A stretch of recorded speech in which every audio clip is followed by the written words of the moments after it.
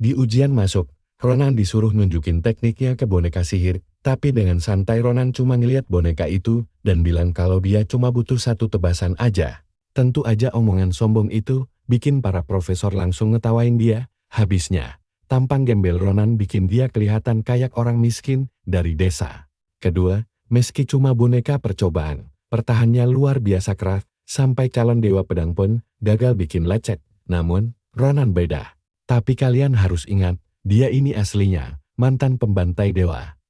Jadi ya gampang banget buat dia nebas kepala boneka itu dalam sekali tebas. Kepala boneka menggelinding, bikin para profesor tadil langsung bungkam. Masa lalu Ronan pun dimulai. Dulu, Ronan cuma prajurit biasa saat perang. Semua temannya mati mengisahkan dia dan raksasa bersayap bernama Ahayut ini. Ronan bilang kalau 3 raksasa tiba-tiba muncul 20 hari lalu dan langsung ngancurin sisi kekaisaran. Setengah wilayah langsung jadi kuburan massal. Tapi untungnya, makhluk satu ini adalah yang terakhir. Raksasa pertama hangus dibakar naga, satunya lagi disegel penyihir. Ronan sengaja mancing emosi biar dia ngamuk. Tapi di luar dugaan, raksasa itu malah tenang-tenang aja, gagal total. Rencana provokasi Ronan sama sekali gak mempan di hadapannya. Si raksasa tahu mereka berdua bakal mati di sini, tapi dia akui kalau aja Ronan punya waktu lebih buat mengasah bakatnya, hasil perang pasti beda. Malah sekarang si karakter utama kita yang emosi dengar ucapan itu, si raksasa emang ngakuin kekuatan Ronan. Tapi dia tegaskan kalau dunia tetap bakal hancur sebelum kepalanya ditebas putus. Ronan pun pergi. Dia terus kepikiran ucapan terakhir raksasa tadi. Baru beberapa hari lalu dia masih ketawa-tawa bareng temannya. Sekarang semuanya udah jadi mayat. Mereka semua pemberani yang bodoh, tahu gak bakal menan, tapi tetap milih bertarung sampai mati. Di sini Ronan ngerasa ada yang aneh. Dia heran kenapa pedangnya bisa nebas si raksasa. Padahal aura master pedang terkuat kekaisaran aja mentan begitu aja. Sekarang terjawab sudah kenapa prajurit biasa kayak dia bisa dikirim ke garis depan. Ronan mulai lemas, kesadarannya perlahan hampir hilang. Tapi tiba-tiba ada teriakan minta tolong yang bikin dia sadar lagi. Setengah mati, dia nyeret badannya ke arah suara itu. Pas sampai, Ronan kaget karena orang itu masih hidup meski kondisinya sekarat. Walau begitu, tatapannya tetap tajam. Perempuan tangguh ini adalah komandan agung mereka, Adaisa. Ngelihat kondisinya yang hancur-hancuran, Ronan sempat-sempatnya bercanda. Si komandan membalas ketus, nyuruh Ronan buat ngaca dulu ngelihat badannya sendiri yang gak kalah parah. Mulai agak serius, Adaisa nanya soal nasib si raksasa. Ronan jawab kalau dia sendiri yang udah ngebunuh makhluk itu. Ronan sempat bengong pas ngelihat sang komandan agung menangis sambil berterima kasih. Momen ini bikin Ronan kepikiran sesuatu. Dia punya ide. Karena si komandan merasa berutang budi, Ronan memutuskan buat mengajukan permohonan terakhir. Biasanya jasad prajurit biasa kayak dia cuma dibuang dan dibakar gitu aja. Makanya, dia berharap jasad teman-temannya kali ini bisa dimakamkan dengan layak. Adaisa bilang kalau dia sendiri kayaknya gak bakal bertahan lama buat menuhin permintaan itu, jadi dia nyuruh Ronan buat ngelakuinnya sendiri. Tapi tiba-tiba Ronan malah batuk darah hebat. Kelihatan jelas kalau dia cuma mayat hidup yang bisa mati kapan saja. Di sela obrolan, Adaisa ngerasain kesedihan Ronan lalu nanya, apa yang mau dia lakukan kalau seandainya selamat. Ronan pengen banget masuk akademi sihir. Dia kepikiran ucapan si raksasa tentang andai dia punya waktu lebih buat belajar. Apalagi, itu juga impian mendiang kakaknya. Sia-sia saja toh, dia juga bakal segera nyusul kakaknya itu ke alam sana. Mendengar itu, Adaisa mencoba menyemangatinya. Tapi Ronan cuma bilang, kalau dia udah gak tertolong, ada penyesalan mendalam di matanya, tapi mendadak badai mereda, dan hujan langsung berhenti total. Gila. Merinding banget tiba-tiba tanah bergetar hebat dan di langit muncul raksasa bersayap 8 bersama kawanan mengerikan lainnya. Ronan benar-benar bingung dari mana datangnya monster-monster itu. Adaisa juga cuma bisa bengong menatap langit. Ternyata, Adaisa adalah seorang regresor dan ini adalah kehidupan ketiganya. Tapi dia tetap gagal menyelamatkan dunia. Untungnya, teriakan marah Ronan langsung ngebuyarin lamunannya. Ronan teriak minta dia sadar dan melempar badannya ke atas pakai sihir. Karena dia gak bisa nyampai ke langit, meski tahu bakal mati. Dia ogah pasrah begitu aja, dan siap ngebantai bajingan-bajingan itu sebanyak mungkin. Adaisa ngeliat perjuangan Ronan dan sadar kalau cowok inilah alasan dia bisa bertahan sejauh ini. Dia langsung memutuskan. Dia manggil Ronan, dan sebelum si cowok sempat bereaksi, Adaisa langsung menariknya dan menciumnya hangat. Ternyata, dia bermaksud pindahin sebuah bola sihir biru ke mulut Ronan. Ronan menelan bola itu, bulat-bulat dan langsung nanya apa yang baru dikasih. Tapi Adaisa malah mengabaikannya, dan mulai memberikan beberapa pesan penting. Dia gak paham dan minta penjelasan kenapa harus dia yang dipilih. Adaisa cuma berpesan, kalau nanti mereka ketemu lagi di masa lalu, Ronan harus pastiin dia gak ngelakuin hal bodoh, dan tetap jadi penjahit aja. Sama kayak si karakter utama kita, dia sebenarnya juga punya banyak impian. Dia punya impian. Dan seketika itu juga, mereka berdua tewas akibat serangan raksasa, tapi kemudian bola sihir tadi mulai bekerja. Di detik berikutnya, karakter utama kita membuka mata dan melihat pemandangan indah. Tiba-tiba saja Ronan udah balik ke desa halamannya, Nimbuton. Dia shock setengah mati karena menyadari kalau dia beneran terlempar ke masa lalu. Ronan pun mencoba menenangkan pikirannya sejenak. Di ingatan terakhirnya, Komandan Agung menjelaskan kalau benda yang dia berikan lewat ciuman tadi adalah bola sihir pemutar waktu. Berkat bola itu, dia yang dulunya penjahit biasa bisa jadi Komandan Agung, tapi sayangnya, bola itu cuma bisa dipakai 4 kali, dan dia udah pakai 3 kali. Karena cuma pedang Ronan yang terbukti mempan ke raksasa itu, Adaisa ingin dia benar-benar gunain kesempatan terakhir ini buat terus mengasah kemampuannya. Lewat obrolan mereka sebelumnya, Adaisa tahu Ronan punya tekad kuat buat jadi kuat, makanya dia nyuruh Ronan masuk ke Villian Academy demi mengasah bakat bertarungnya itu.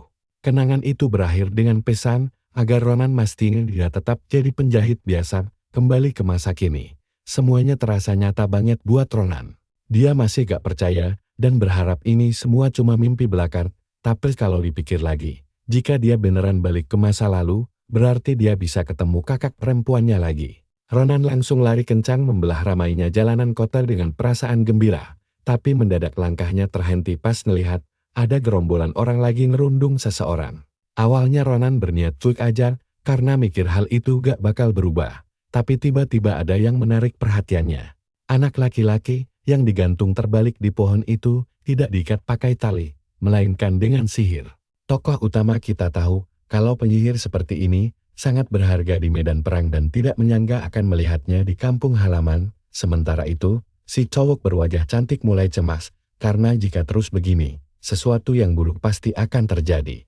Bocah yang tergantung terbalik itu bersikeras tidak punya uang sama sekali, karena biaya pengobatan ibunya bulan ini sangat mahal. Mendengar itu, bos geng sialan ini tidak peduli sama sekali dengan kesehatan ibunya dan malah mulai memukuli si bocah karena emosi. Si bos lalu menyuruh bocah berambut merah untuk mengangkat korban lebih tinggi lagi ke puncak pohon, tapi si rambut merah menolak karena takut akan terjadi kecelakaan fatal. Hal ini membuat si bos murka dan membentak Asen agar dia lalu menuruti perintahnya. Jika tidak ingin berakhir mengenaskan juga Asal pun mulai meratapi nasibnya yang malang. Padahal satu-satunya alasan dia belajar sihir adalah untuk membantu orang lain, dia sangat ingin menolak. Tapi bocah malang ini terlalu ketakutan.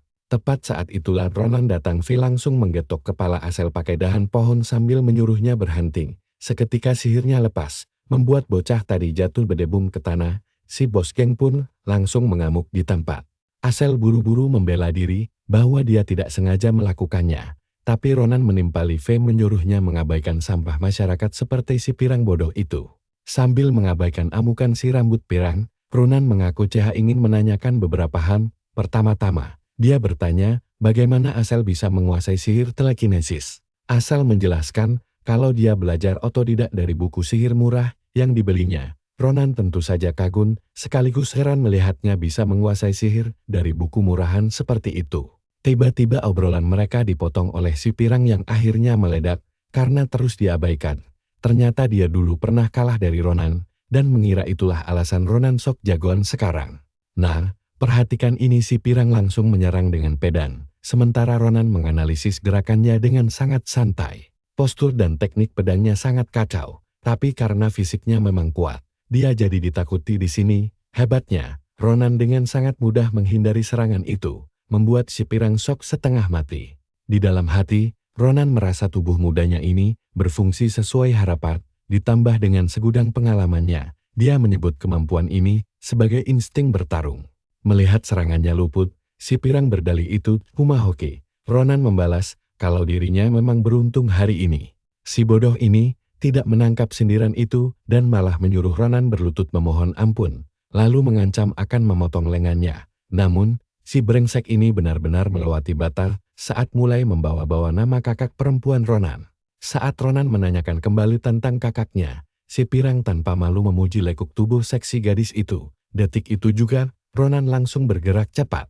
Sret, telinga si pirang langsung tertebas putus di tempat. Dia pun menjerit kesakitan sementara anak buahnya Cheha bisa melongo kaget. Dengan tatapan mata yang sangat tajam, Ronan mendekatinya dan bertanya, apakah keparat ini mau mati? Komplotan preman itu masih gemetaran ketakutan. Bukan hanya karena telinga bos mereka putus, tapi karena Ronan melakukannya hanya dengan sebatang ranting pohon. Ronan lalu mengalihkan pandangannya ke arah mereka sambil menendang tubuh bos mereka seperti tumpukan sampah. Dia menyuruh mereka segera membawa bosnya pergi sebelum mereka bernasib sama. Tapi, tinggalkan uang curiannya. Ronan lalu menyerahkan sekantong koin emas kepada bocah korban bully tadi. Bocah itu menolak, karena jumlah uangnya jauh lebih banyak dari yang diambil preman tadi. Namun, Ronan tidak peduli, menganggap pedang milik si bos preman sudah menjadi bayaran yang sangat setimpal baginya. Sambil terharu, si bocah mengucapkan terima kasih. Namun, mereka berdua menyadari Asel masih berdiri mematung di sana dengan canggung, sebelum akhirnya berhasil menggumamkan kata maaf dengan sangat lirih. Asel akhirnya menangis terseduh-seduh, karena ketakutan, mereka berdua pun hanya bisa menyaksikannya terus meminta maaf. Tapi si bocah korban bully justru memaklumi hal itu, karena reaksi Asel sama persis seperti saat pertama kali diseret ke sana, sambil menangis oleh kawanan preman tersebut. Intinya dia sangat memahami posisi Asel. Karena mereka berdua memang tidak berdaya melawan preman itu, jadi Asel tidak perlu merasa bersalah atas semua kejadian ini.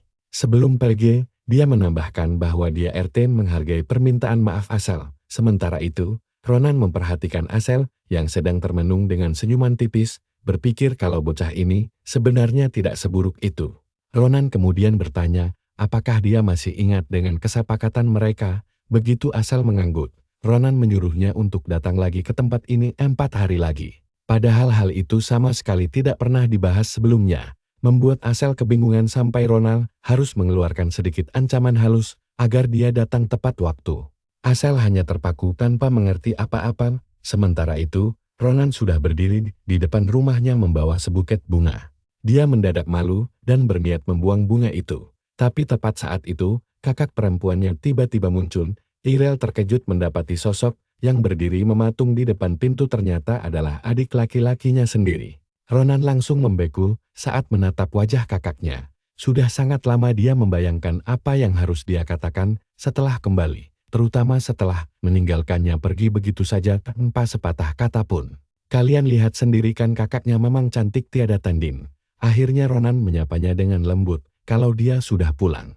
Di dalam rumah, Irel tampak sangat bahagia menerima sebuket bunga dari adiknya yang biasanya cuek bebek ini. Kegembiraannya yang meledak-ledak membuat Ronan heran sendiri. Irel menawarkan banyak makanan enak, tapi Ronan menolak halus. Karena perutnya kenyang, dia pun agak heran saat Ronan tiba-tiba menanyakan usianya, yang kemudian dijawab 22 tahun sambil mengingatkannya dengan nada bercanda. Di sela obrolan, Ronan mendadak terdiam. Jika kakaknya berusia 22 tahun, berarti masih ada waktu 10 tahun sebelum ras raksasa datang menginvasi dunia mereka. Tapi Irel malah mengira adiknya sedang sakit. Ronan senang melihat kakaknya yang selalu baik, penuh perhatian, dan sangat hangat.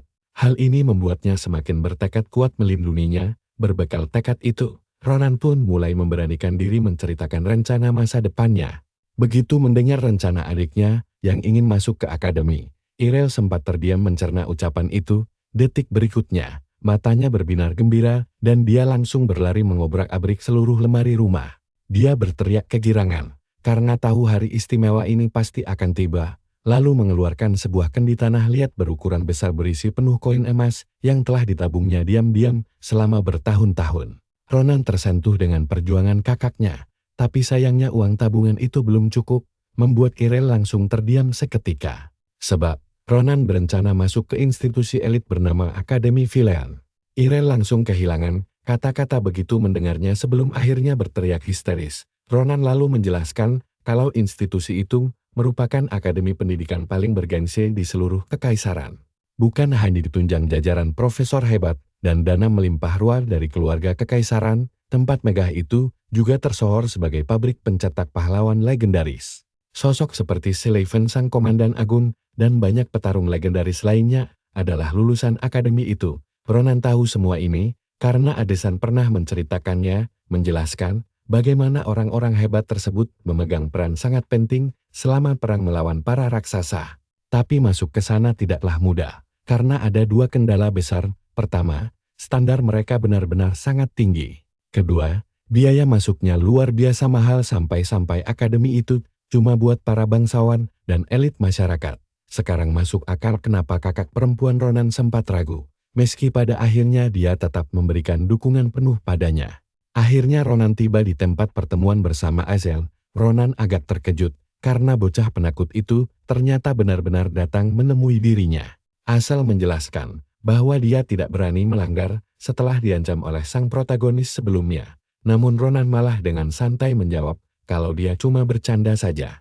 Sebelum melanjutkan, Ronan memberitahu bahwa dia ingin menguji sesuatu. Azel pun langsung menunjukkan ekspresi wajah yang sangat kebingungan.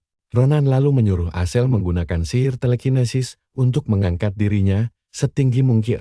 Bocah itu terkejut dan langsung memperingatkan betapa bahayanya hal itu. Tapi Ronan tetap sangat percaya diri dan menegaskan bahwa dia akan baik-baik saja. Setelah ditenangkan berulang kali, Azel akhirnya setuju untuk mencoba. Dia langsung mulai merapal mantra dan mengaktifkan sihirnya, membuat energi mana biru menyelimuti seluruh tubuh Ronan.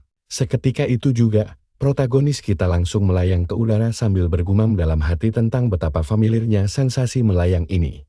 Dia mengakui bahwa sihir telekinesis milik Azel masih kurang tinggi dan tidak stabil, tapi rasanya benar-benar sama persis seperti di kehidupan masa lalunya dahulu.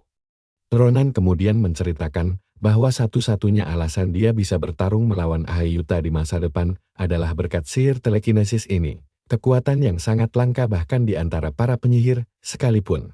Fei kata lain, Azel baru saja menjadi bidai yang sangat penting dalam rencana besar Ronan untuk berperang melawan para raksasa kelak. Sementara itu, Azel mengeluh kalau dia sudah mulai kesulitan mempertahankan sihirnya. Mendengar hal tersebut, Ronan mendesaknya untuk bertahan sedikit lebih lama karena dia ingin mencoba sesuatu. Bocah itu dibuat melongo saat Ronan mengumumkan kalau dia berencana turun sendiri hanya dengan sekali tebasan pedang. Protagonis kita berhasil memutus sihir Azel dan mendarat mulus di tanah. Kejadian ini sontak membuat Azel bertanya-tanya bagaimana dia melakukannya. Tapi Ronan dengan santai menganggap itu hanyalah teknik pendaratan akrobatik biasa. Saat Azel mencoba menegaskan kalau yang dia tanyakan adalah bagaimana Ronan bisa menebas energi mananya, sang protagonis malah langsung menjitak kepalanya dengan keras. Sebenarnya, Ronan sendiri juga tidak sepenuhnya paham bagaimana dia bisa melakukan itu. Biarpun begitu, dia yakin misteri ini lambat laun bakal terpecahkan jika diteliti lebih dalam lagi nanti. Tapi satu hal yang pasti, kemampuan unik ini bisa jadi alasan utama mengapa pedangnya sangat efektif saat melawan raksasa dulu. Untuk sementara waktu, protagonis kita memutuskan berpegang pada asumsi itu.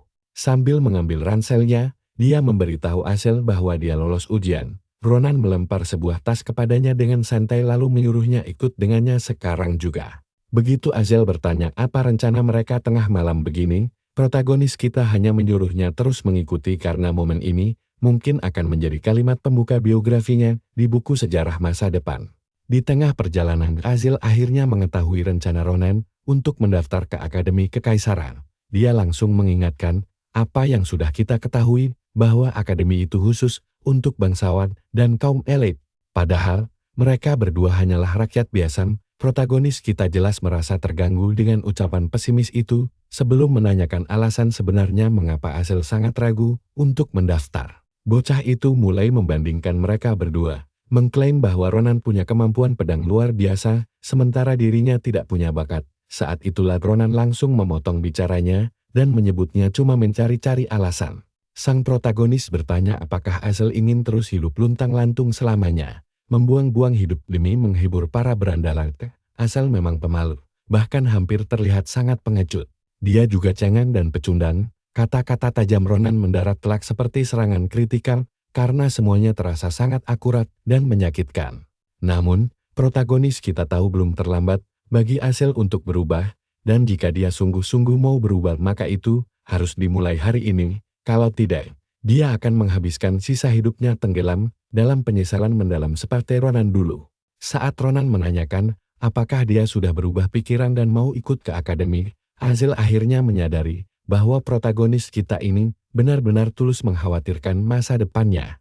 Ronan lalu menjelaskan bahwa dia tidak berniat memaksanya dan semua keputusan murni ada di tangan Azel sendiri. Alhasil, Azel akhirnya memantapkan hati untuk ikut mendaftar ke akademi bersama protagonis kita. Mendengar keputusan itu, Ronan tersenyum puas karena bagaimanapun inilah rencana liciknya sejak awal mula mereka bertemu. Namun sebelum melangkah lebih jauh, sang protagonis mencatat mereka harus melatih mental penakut Azel terlebih dahulu. Bocah itu mengangguk gugup selagi Ronan menyeringai jahat seolah semuanya berjalan mulus sesuai dugaannya.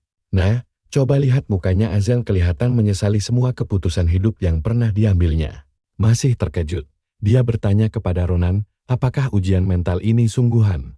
Berdiri kokoh di hadapan mereka, sekarang adalah rintangan pertama mereka. Protagonis kita mengangguk mantap sambil menjelaskan bahwa ini akan menjadi lawan perdana Azel demi memancing kekuatan terpendamnya. Target mereka kebetulan adalah seekor goblin lunar bertubuh kekar seperti binaragawan yang tidak pernah absen ke gimnasium. Dan benar saja, ada beberapa monster serupa di sekitar sana. Azel langsung pucat pasi sementara protagonis kita dengan santai meyakinkannya bahwa ini perkara mudah. Protagonis kita kemudian membagikan info singkat mengenai goblin lunar, salah satu jenis goblin yang banyak berkeliaran di wilayah hutan ini. Berbeda dari jenis biasa, kulit kuning terang dan tubuh kekar mereka sangat mencolok, ditambah lagi, mereka sangat gila harta, sehingga ketimbang merampas desa kecil, monster ini lebih memilih menyerang kereta dagang.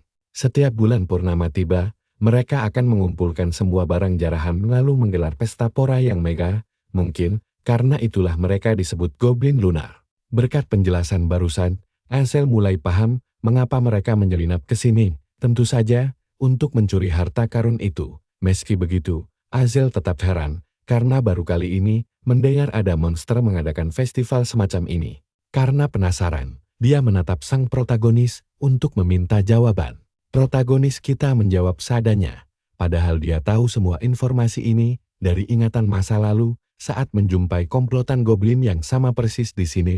Disinilah peran Azel sangat dibutuhkan. Ronan menyuruhnya menggunakan sihir telekinesis untuk memindahkan harta tersebut ke dalam ransel mereka. Si malang Azel langsung panik, memikirkan tingkat kesulitan tugas itu, dan cemas jika tidak sengaja membangunkan mereka. Protagonis kita menjawab santai bahwa situasinya pasti akan sangat gawat. Karena takut, Azel menolak melakukannya. Namun Ronan langsung menyindir kalau dia kembali bertingkah seperti seorang pengecut. Dia lalu menjelaskan bahwa ada dua hal mutlak untuk bisa masuk Akademi Kekaisaran. Pertama adalah uang tebusan pendaftaran yang selangit. Dan kedua adalah pengalaman bertarung secara langsung. Seperti yang kita ketahui, akademi itu dipenuhi anak-anak bangsawan kaya. Artinya sebagian besar murid di sana sudah mendapatkan pelatihan bertarung sejak mereka dilahirkan ke dunia. Sang protagonis menegaskan bahwa satu-satunya cara rakyat biasa seperti mereka bisa setara atau bahkan melampaui mereka adalah dengan terus menempa pengalaman sembari mempertaruhkan nyawa.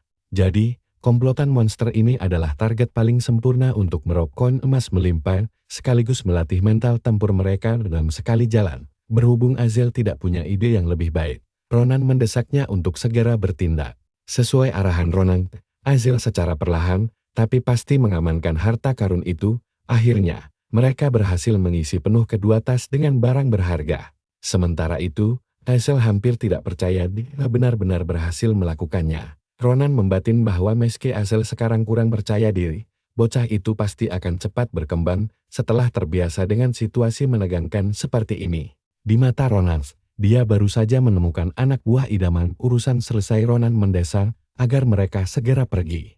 Azel merasa heran karena semuanya berjalan sangat mulus, Namun Ronan mengingatkan bahwa sejak awal memang tidak ada hal berat yang harus dilakukan. Semuanya seharusnya berakhir dengan tenang.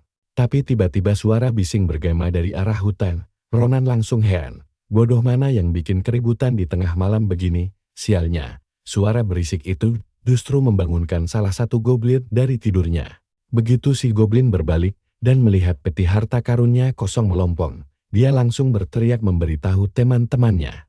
Dan disinilah ketegangannya memuncak. Salah satu goblin tiba-tiba menoleh tepat ke arah persembunyian mereka. Apes banget.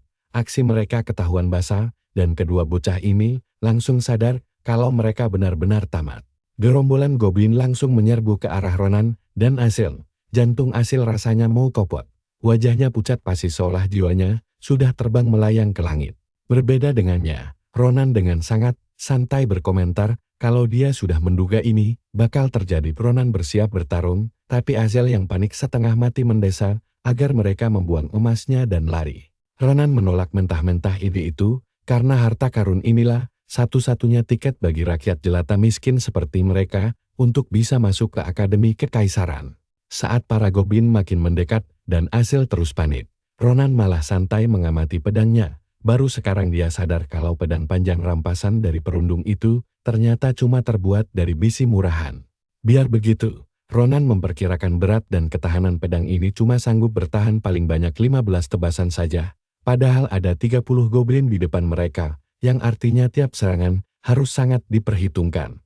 Jadi, saat beberapa goblin masuk ke jarak serangnya, dengan satu gerakan cepat dan sangat rapi, Ronan menebas putus kepala 3 goblin sekaligus tanpa kesulitan berarti. Azel melongo lebar menyaksikan kehebatan itu. Nah, sekarang sisa 14 tebasan lagi. Dan bab berikutnya langsung dibuka dengan momen Ronan menghabisi goblin terakhir. Azel benar-benar shock berat, hampir tidak sanggup mempercayai apa yang baru saja terjadi di depannya. Bukan cuma menebas kepala 3 goblin pertama dengan begitu santai, tapi saat sisanya menyerbu barengan, Ronan bergerak secepat kilat lalu menebas putus kepala goblin terakhir tanpa ampun. Ronan membuarkan lamunan Azel, membuat si bocah buru-buru minta maaf karena sempat bengong. Tapi Ronan menegaskan tidak ada yang perlu dimaafkan, lalu mengajak Azel untuk segera pulang saja. Di jalan pulang, otot-otot Ronan mulai terasa pegal, sementara Azel cuma bisa mengeluh dalam hati karena bawaannya berat sekali. Dia maklum, dia kan masih remaja yang sedang masa pertumbuhan. Karena itulah Ronan berencana menyisihkan waktu untuk latihan fisik begitu sampai di rumah nanti. Tepat saat itu, Azel bertanya tentang teriakan kencan yang sempat mereka dengar tadi. Ronan berpikir sejenak, lalu mengaku tidak tahu siapa orang-orang gila pembuat onar itu. Tanpa mereka sadari, ada seseorang yang sedang membidikkan anak panah ke arah mereka berdua. Target pertamanya adalah Azel, dan hanya beberapa inci sebelum panah itu menancap. Ronan bereaksi kilat lalu menangkapnya tepat waktu. Azel langsung gemetaran seolah baru saja melihat malaikat maut menjemputnya. Sebaliknya, Ronan benar-benar murka pada bajingan gila ini. Sementara itu, si pemanah dan temannya cuma kaget karena hampir saja mengenai seseorang. Apalagi targetnya ternyata cuma anak-anak. Reaksi santai mereka justru membuat Ronan makin naik darah. Sambil menahan amarah, Ronan memperhatikan kedua pria itu berjalan mendekat sambil basa-basi meminta maaf. Meski mereka beralasan salah mengira anak-anak itu sebagai monster, tapi pandangan mata licik mereka jauh lebih fokus ke arah tas penuh emas berkilau. Di tengah penjelasan mereka, Ronan langsung memotong ucapan itu dan menyindir kalau mereka bahkan tidak berusaha menyembunyikan niat busuknya. Dia langsung menuntut penjelasan siapa sebenarnya kedua bajingan ini. Kedua pria itu langsung tahu kalau Ronan bukan sekadar remaja biasa. Salah satu dari mereka melangkah maju, pura-pura minta maaf karena lupa memperkenalkan diri, sambil diam-diam merogoh pisau. Sedetik kemudian, dia mendadak menyerang berniat menghabisi Ronan. Tapi dengan sigap Ronan mencengkeram tangannya, lalu melayangkan pukulan telak ke wajah hingga si penyerang batuk darah. Melihat temannya tumbang, musuh satunya langsung menyerbu dari belakang, tapi tunggu dulu, Azel langsung bertindak menggunakan telekinesisnya. Pria itu mendadak kaku tidak bisa bergerak, hanya beberapa inci sebelum senjatanya mengenai Ronan. Wajah si penyerang langsung dipenuhi rasa frustrasi. Sementara itu, Ronan memuji Azel karena sudah melakukan pekerjaan dengan sangat baik. Dia lalu merebut belati milik pria itu dan mendaratkan beberapa tebasan cepat ke tubuhnya. Pria itu tidak paham Bagaimana bisa Ronan tiba-tiba berada di belakangnya? Tapi sudah terlambat untuk minta penjelasan. Hazel histeris ketakutan melihat pria itu tercabik-cabik. Dia bertanya apa pria itu sudah mati, dan Ronan dengan tenang mengiyakan.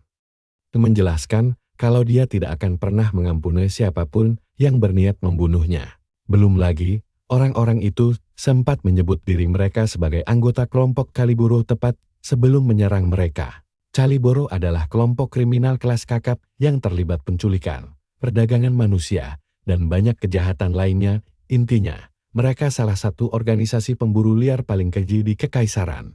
Ronan menjelaskan kalau mereka tidak membunuh kedua orang tadi, bajingan-bajingan itu yang akan memanen organ mereka, lalu mengubur jasad mereka jauh di dalam hutan ini. Tentu saja semua informasi kejam ini sangat baru bagi Asen, sampai-sampai dia mencoba mendebatnya, tapi Ronan langsung menyebutnya bodoh, menegaskan bahwa membiarkan orang seperti itu tetap hidup adalah sebuah kejahatan. Di tengah obrolan mereka, sesuatu di dalam karung mendadak bergerak-gerak dan menarik perhatian. Sontak mereka berdua kaget setengah mati dan bertanya-tanya apa isi di dalam karung itu. Hazel mengira isinya pasti hewan buruan ilegal. Ronan pun setuju dengan dugaan itu. Namun begitu mereka membuka ikatan karungnya, seekor burung aneh tiba-tiba terbang keluar. Sekarang, mereka berdua cuma bisa melongo kebingungan menatap burung aneh tersebut. Ronan pun menunjuk satu hal yang sangat jelas, bahwa bulu burung itu berwarna biru cerah. Hazel menyahut, kalau ini pertama kalinya dia melihat spesies burung seperti itu, membuat Ronan sadar kalau mereka berdua sama-sama awam. Namun, detik berikutnya Ronan menyadari kalau kaki burung itu dalam keadaan terbelenggu. Ronan menjelaskan bahwa itu adalah belenggu Kaliboro, alat khusus yang bisa mengacaukan aliran mana sekaligus membatasi pergerakan dari target tangkapan mereka. Biasanya belenggu ini jarang dipakai, kecuali untuk menangkap makhluk-makhluk magis langka. Tiba-tiba saja, sebuah lingkaran sihir muncul di belakang burung itu, disusul suara misterius yang menyatakan bahwa koneksi telah berhasil. Hazel langsung ketakutan setengah mati dan berteriak kalau burung itu baru saja bicara, tapi Ronan menyuruhnya tenang, menjelaskan kalau ada seseorang yang sedang bicara lewat sihir komunikasi. Ronan sadar hal ini baru bisa terjadi setelah si burung keluar dari karung, yang berarti karung tadi memiliki sihir penghalang khusus. Orang di seberang sana mulai menjelaskan situasi dan memperkenalkan dirinya sebagai penjaga burung tersebut. Pria itu terdengar sangat lega karena akhirnya bisa terhubung setelah berkali-kali gagal. Sebelum akhirnya dengan sopan meminta Ronan untuk memperkenalkan dirinya. Ronan pun menjelaskan bahwa mereka cuma kebetulan lewat saat berpapasan dengan orang-orang yang menculik burung ini. Tentu saja, dia sengaja merahasiakan beberapa detail penting, terutama bagian di mana dia menghabisi para penculik itu. Pokoknya, si tokoh utama kita merangkum semuanya dan bilang, kalau mereka berhasil menyelamatkan si burung, pria di seberang alat komunikasi langsung shock berat. Lalu bilang kalau dia berutang budi besar pada Ronan dan temannya. Ronan langsung menolak imbalan apapun, karena fokus utamanya memang cuma mau mengembalikan burung ini kepada pemilik aslinya. Belum sempat pria itu selesai menjelaskan insting si burung mimpi, Ronan sudah keburu mengayunkan pedangnya dan menghancurkan belenggu pengikat. Selesai membebaskannya, dia langsung menyuruh burung ajaib itu segera pulang. Namun burung mimpi itu mendadak mendekati Ronan. Dia akhirnya mengerti setelah si penelepon menjelaskan kalau burung itu hanya minta dicabut sehelai bulunya. Bulu itu nantinya bakal berfungsi sebagai alat pelacak otomatis supaya si burung bisa menemukannya lagi di masa depan. Setelah berpamitan, makhluk indah itu pun langsung terbang tinggi ke angkasa. Ronan tidak menyangka burung itu bisa melesat secepat kilat, tapi Hazel malah salah fokus ke barang yang ada di genggaman Ronan. Sepertinya si burung mimpi sempat meninggalkan hadiah perpisahan. Masalahnya, mereka berdua sama sekali tidak tahu barang apa ini. Nah, beberapa hari kemudian, terlihat seorang pedagang yang sedang meneliti sebuah barang berharga sambil memuji-muji keindahan buatannya yang luar biasa. Merasa barang itu sangat istimewa, dia menawar seharga 20 koin emas. Ronan menjelaskan kalau pria ini bernama Duan Carabel, sang pemilik serikat dagang Carabel yang terkenal. Duan merasa sangat beruntung bisa menemukan barang seberharga ini. Mendengar semua pujian itu, Ronan langsung membatin kalau pedagang yang satu ini memang tahu barang bagus. Maklum saja, dari tadi Ronan sempat adu mulut dengan pedagang-pedagang lain yang pelit dan mencoba menipunya dengan harga yang jauh di bawah standar. Mereka akhirnya bersalaman, dan Duan merasa sangat terhormat bisa berbisnis dengan Ronan. Pas sekali, saat Duan bertanya, apa ada barang lain yang mau dijual? Ronan langsung merogoh kantong bajunya. Ronan menjelaskan kalau dia tidak berniat menjualnya, melainkan hanya penasaran dengan benda aneh berbentuk telur ini. Nah, benda ini adalah hadiah dari si burung mimpi yang awalnya sempat dia dan Azel sangka sebagai sesuatu yang menjijikkan karena baunya yang busuk sekali. Mengira itu cuma kotoran burung. Ronan yang kesal langsung melemparnya. Tapi tak disangka, telur misterius itu malah langsung menghancurkan batu besar saat mendarat. Kejadian gila itu tentu membuat mereka berdua bingung. Sang pedagang pun mulai mengamati telur aneh itu dari dekat. Sementara itu, Ronan membatin kalaupun benda ini ternyata cuma ampas kotoran biasa, asalnya kan tetap dari makhluk mitologi yang sangat langka. Jadi harusnya sih masih punya nilai jual. Namun setelah memeriksa dengan teliti, sang pedagang malah menyimpulkan kalau benda ini adalah kotoran kuda. Tapi dia buru-buru bilang kalau itu cuma bercanda. Karena sejujurnya, dia sendiri tidak punya petunjuk apapun tentang telur ini. Dia menyarankan agar Ronan memeriksanya di tempat khusus penilai benda-benda tak dikenal. Ronan pun mempertimbangkannya, lagi pula dari awal, dia memang cuma penasaran dan tidak ada niat untuk menjual telur ajaib itu. Azel hanya bisa terkekeh diam-diam di sudut ruangan. Tak lama kemudian, Ronan menanyakan sesuatu yang lain pada sang pedagang. Rupanya, dia sedang mencari buku panduan tentang Akademi Kekaisaran karena mereka berencana mendaftar ke sana. Mendengar itu, si pedagang langsung menyebutnya sebagai kebetulan besar, sebab anak perempuannya juga berniat masuk ke sana tahun ini. Tiba-tiba saja, seorang gadis mendadak muncul dan langsung bertanya dengan nada ketus siapa lawan bicara ayahnya. Ronan berbalik menghadapnya, sementara sang pedagang memperkenalkan kalau dia adalah Maria, putri semata wayangnya. Sesaat, Ronan benar-benar dibuat mematung kebingungan dari ekspresi wajahnya yang melongo. Sepertinya dia tahu sesuatu rahasia tentang gadis ini.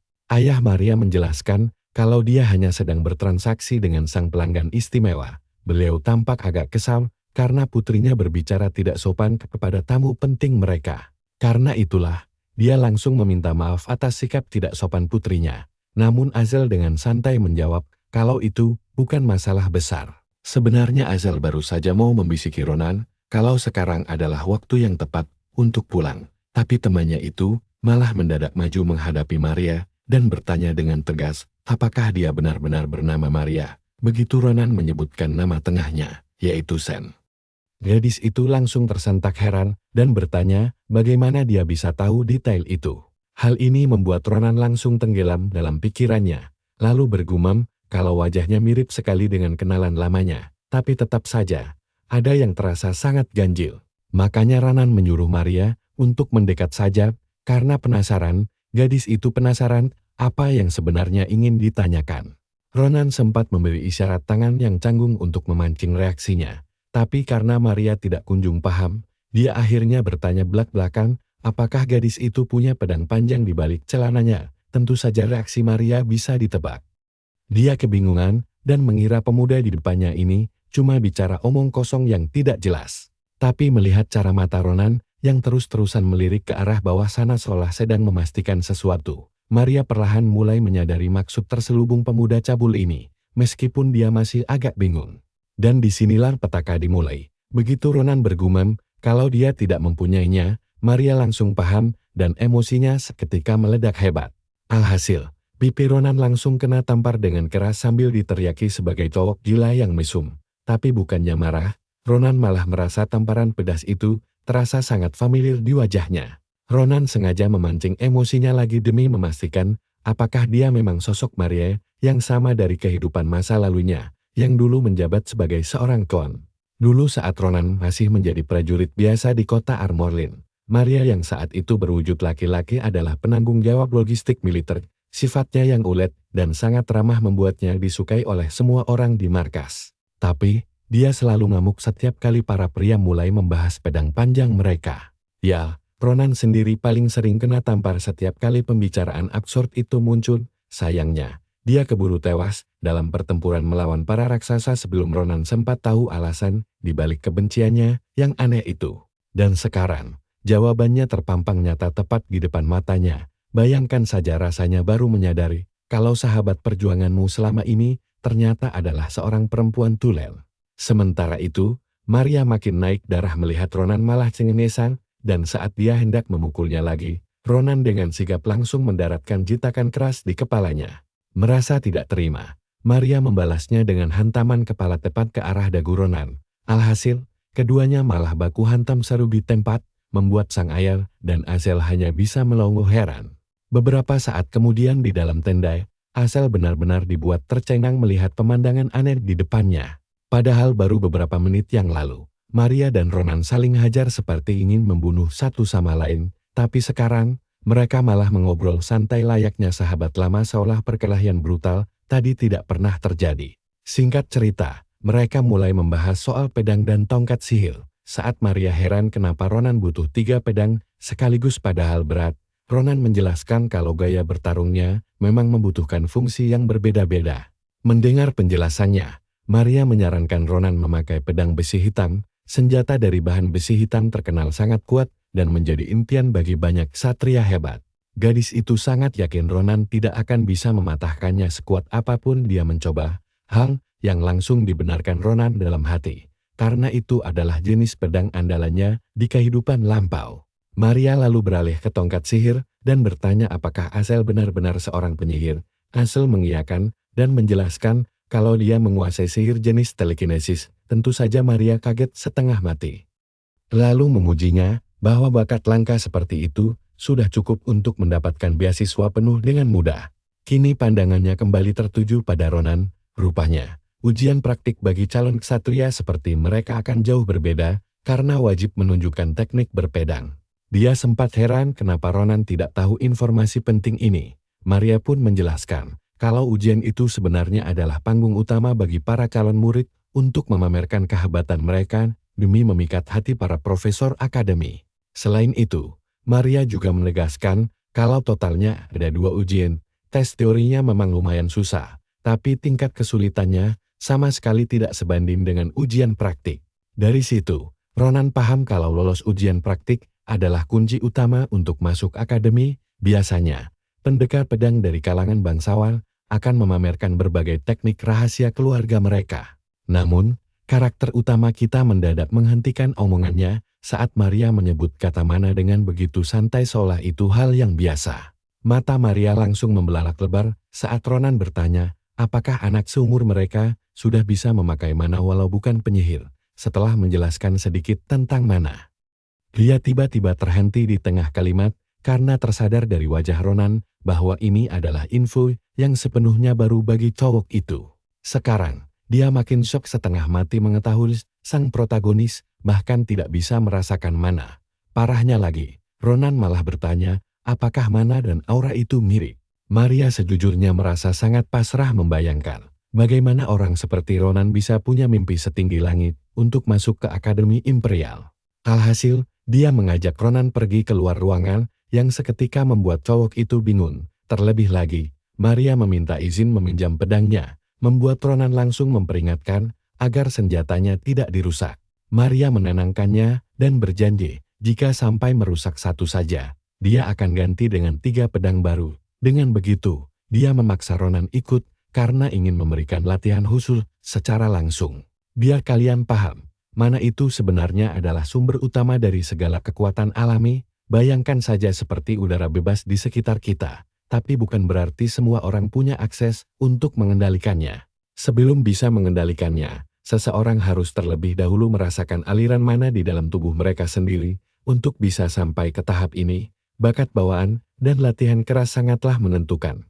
Bahkan, biasanya dibutuhkan waktu minimal 1 tahun latihan mati-matian hanya untuk bisa membuka kepekaan terhadap mana tersebut. Sedangkan para calon murid akademi rata-rata sudah melewati fase ini sebelum mendaftar. Artinya mereka sudah menguasai berbagai teknik dasar. Intinya, akan sangat sulit bagi orang awam seperti Ronan untuk lolos ujian. Apalagi, Maria menambahkan bahwa Ronan bahkan tidak tahu apa perbedaan dasar antara aura dan mana, namun masih nekat mengejar mimpi itu.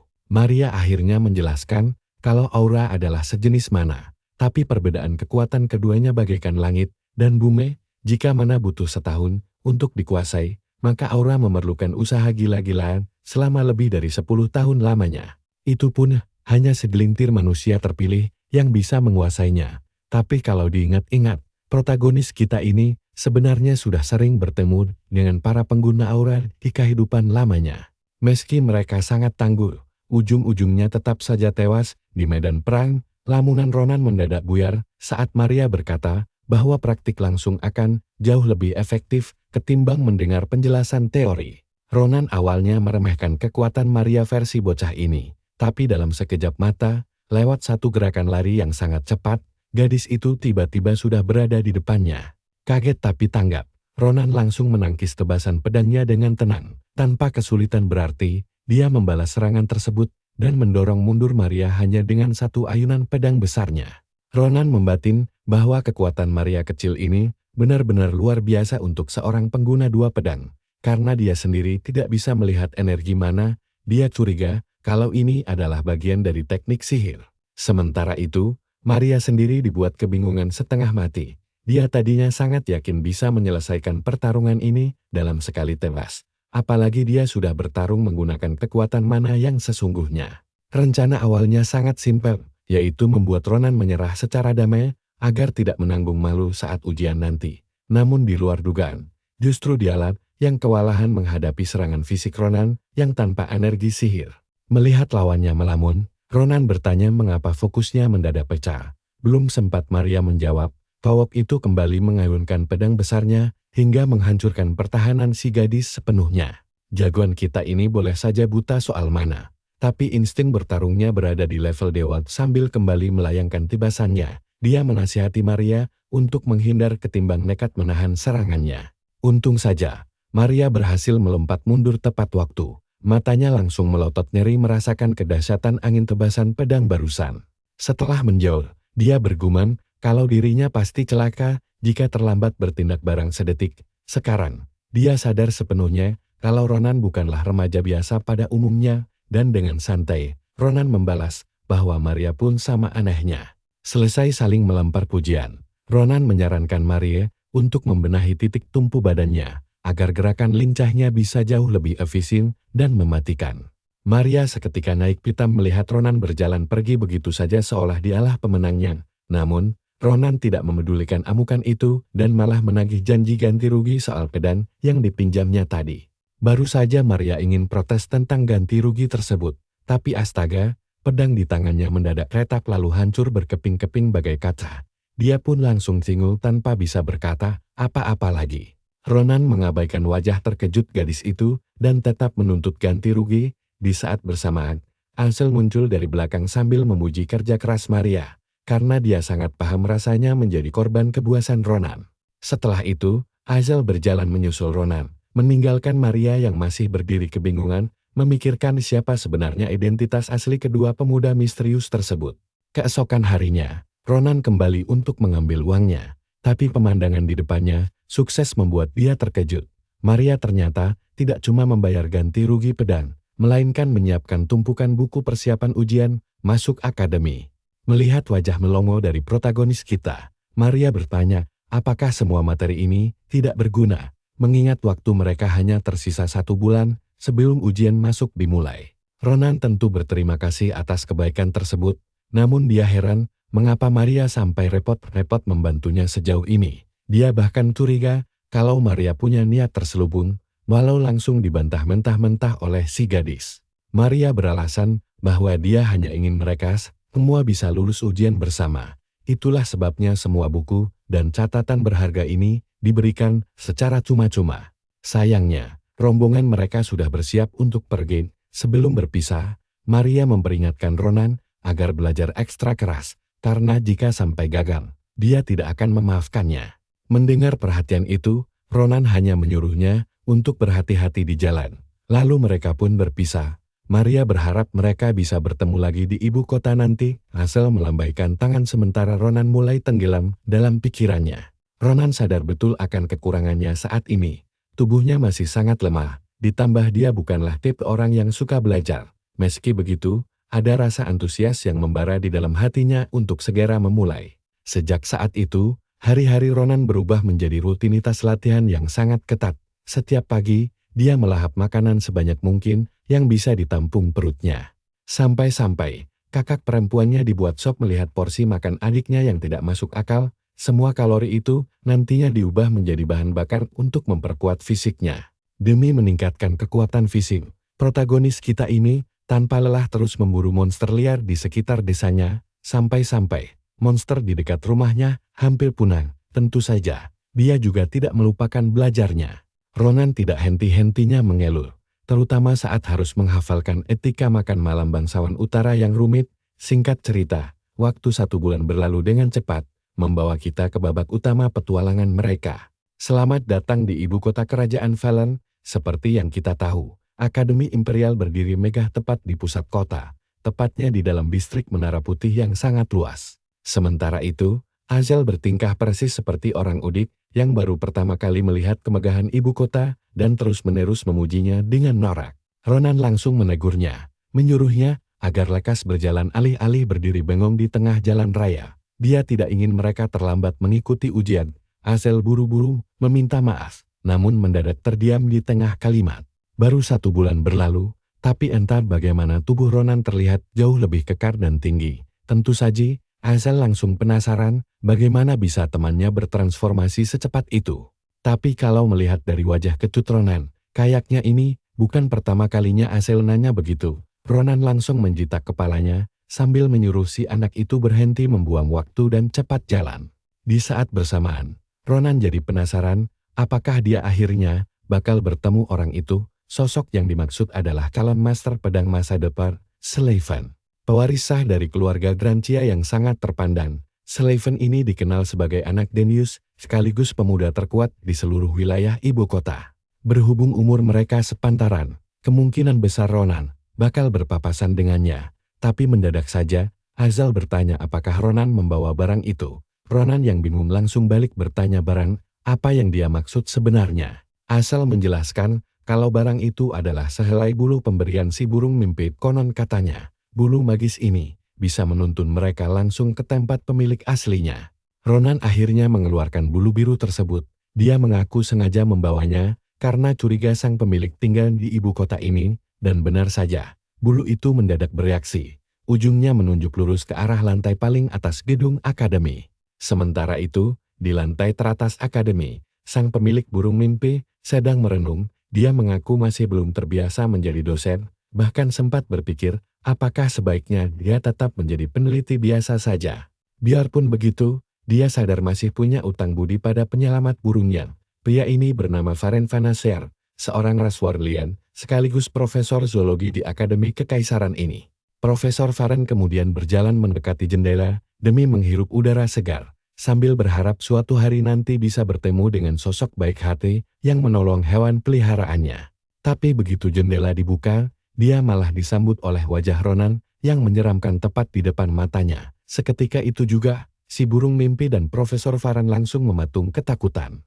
Setelah berteriak histeris sampai memekakkan telinga, Profesor Faren langsung menuntut penjelasan tentang siapa sebenarnya dua bocah ini. Ditambah lagi, mereka malah masuk dengan cara memanjat jendela lantai paling atas gedung akademi. Ronan malah mengabaikannya dan mengeluh kalau teriakan sang profesor tadi hampir membuatnya tuli. Di sebelahnya, Azel langsung menyindir bahwa inilah alasan kenapa dia sejak awal mengajak lewat tangga saja. Melihat sang profesor yang masih panik dan terus menanyakan apakah mereka datang untuk mengincar burungnya, Ronan dengan sangat santai langsung menyodorkan sehelai bulu biru tadi.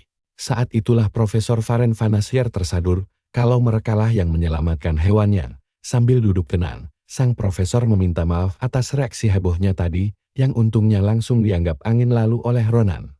Azel tidak habis pikir kenapa Ronan malah menyalahkannya atas kekacauan ini. Padahal dia kan hanya mengikuti instruksi gila dari mulut Ronan sendiri sejak awal. Ronan membalas ketus agar si bocah diam saja kalau orang dewasa sedang berbicara. Tapi jujur, Ronan merasa cukup terkejut karena tidak menyangka pemilik burung mimpi ternyata seorang Warlian dan dosen di akademi mewah ini.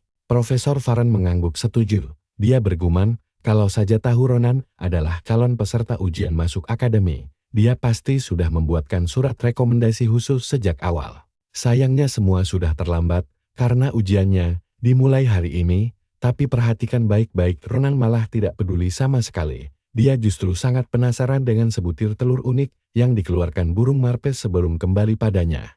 Saat melihatnya dari dekat, Profesor Varren langsung bertingkah sok tahu dan menjelaskan kalau itu telur burung mimpi. Ronan sendiri heran melihat sang profesor begitu heboh hanya karena masalah sepele begini. Namanya juga telur.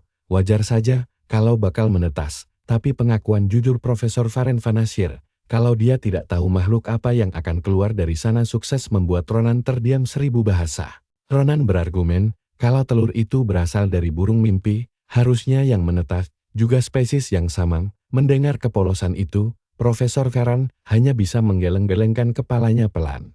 Dia menjelaskan, kalau telur burung mimpi bisa menyerap mana di sekitarnya tergantung dari lingkungannya berada. Artinya, jika terpapar mana api, telur itu bisa menetas jadi phoenix. Dan jika ditaruh di sarang monster, wujudnya bisa berubah meniru monster terkuat di sana. Intinya, kondisi aneh ini membuat telur tersebut tidak akan pernah bisa menetas menjadi burung biasa pada umumnya. Sang profesor bisa mendeteksi energi mana di dalam telur tersebut. Tapi itu pun belum cukup untuk menebak isinya. Dia hanya memberitahu Ronan kalau telur ini memancarkan campuran mana yang sangat liar bagaikan cairan logam mendidih. Padahal Ronan sama sekali tidak pernah menyangka harus mendengarkan kuliah panjang lebar hanya gara-gara sebutir telur. Charles the Bird Samuels for laying an egg on his palm without warning him first. Ronan became puzzled when the professor suggested that he cut the egg.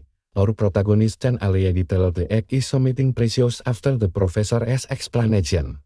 Namun, dengan wajah agak sedih, Profesor Varren menjelaskan kalau seekor burung mimpi hanya bisa bertelur sekali saja seumur hidupnya. Jadi, keputusan si burung memberikan telurnya pada Ronan membuktikan bahwa dia merasakan aura istimewa dari anak ini. Profesor Varren rela melepasnya karena dia sangat mempercayai insting hewan yang sudah menemaninya sekian lama. Mendengar hal itu, Ronan akhirnya setuju untuk merawat telur tersebut.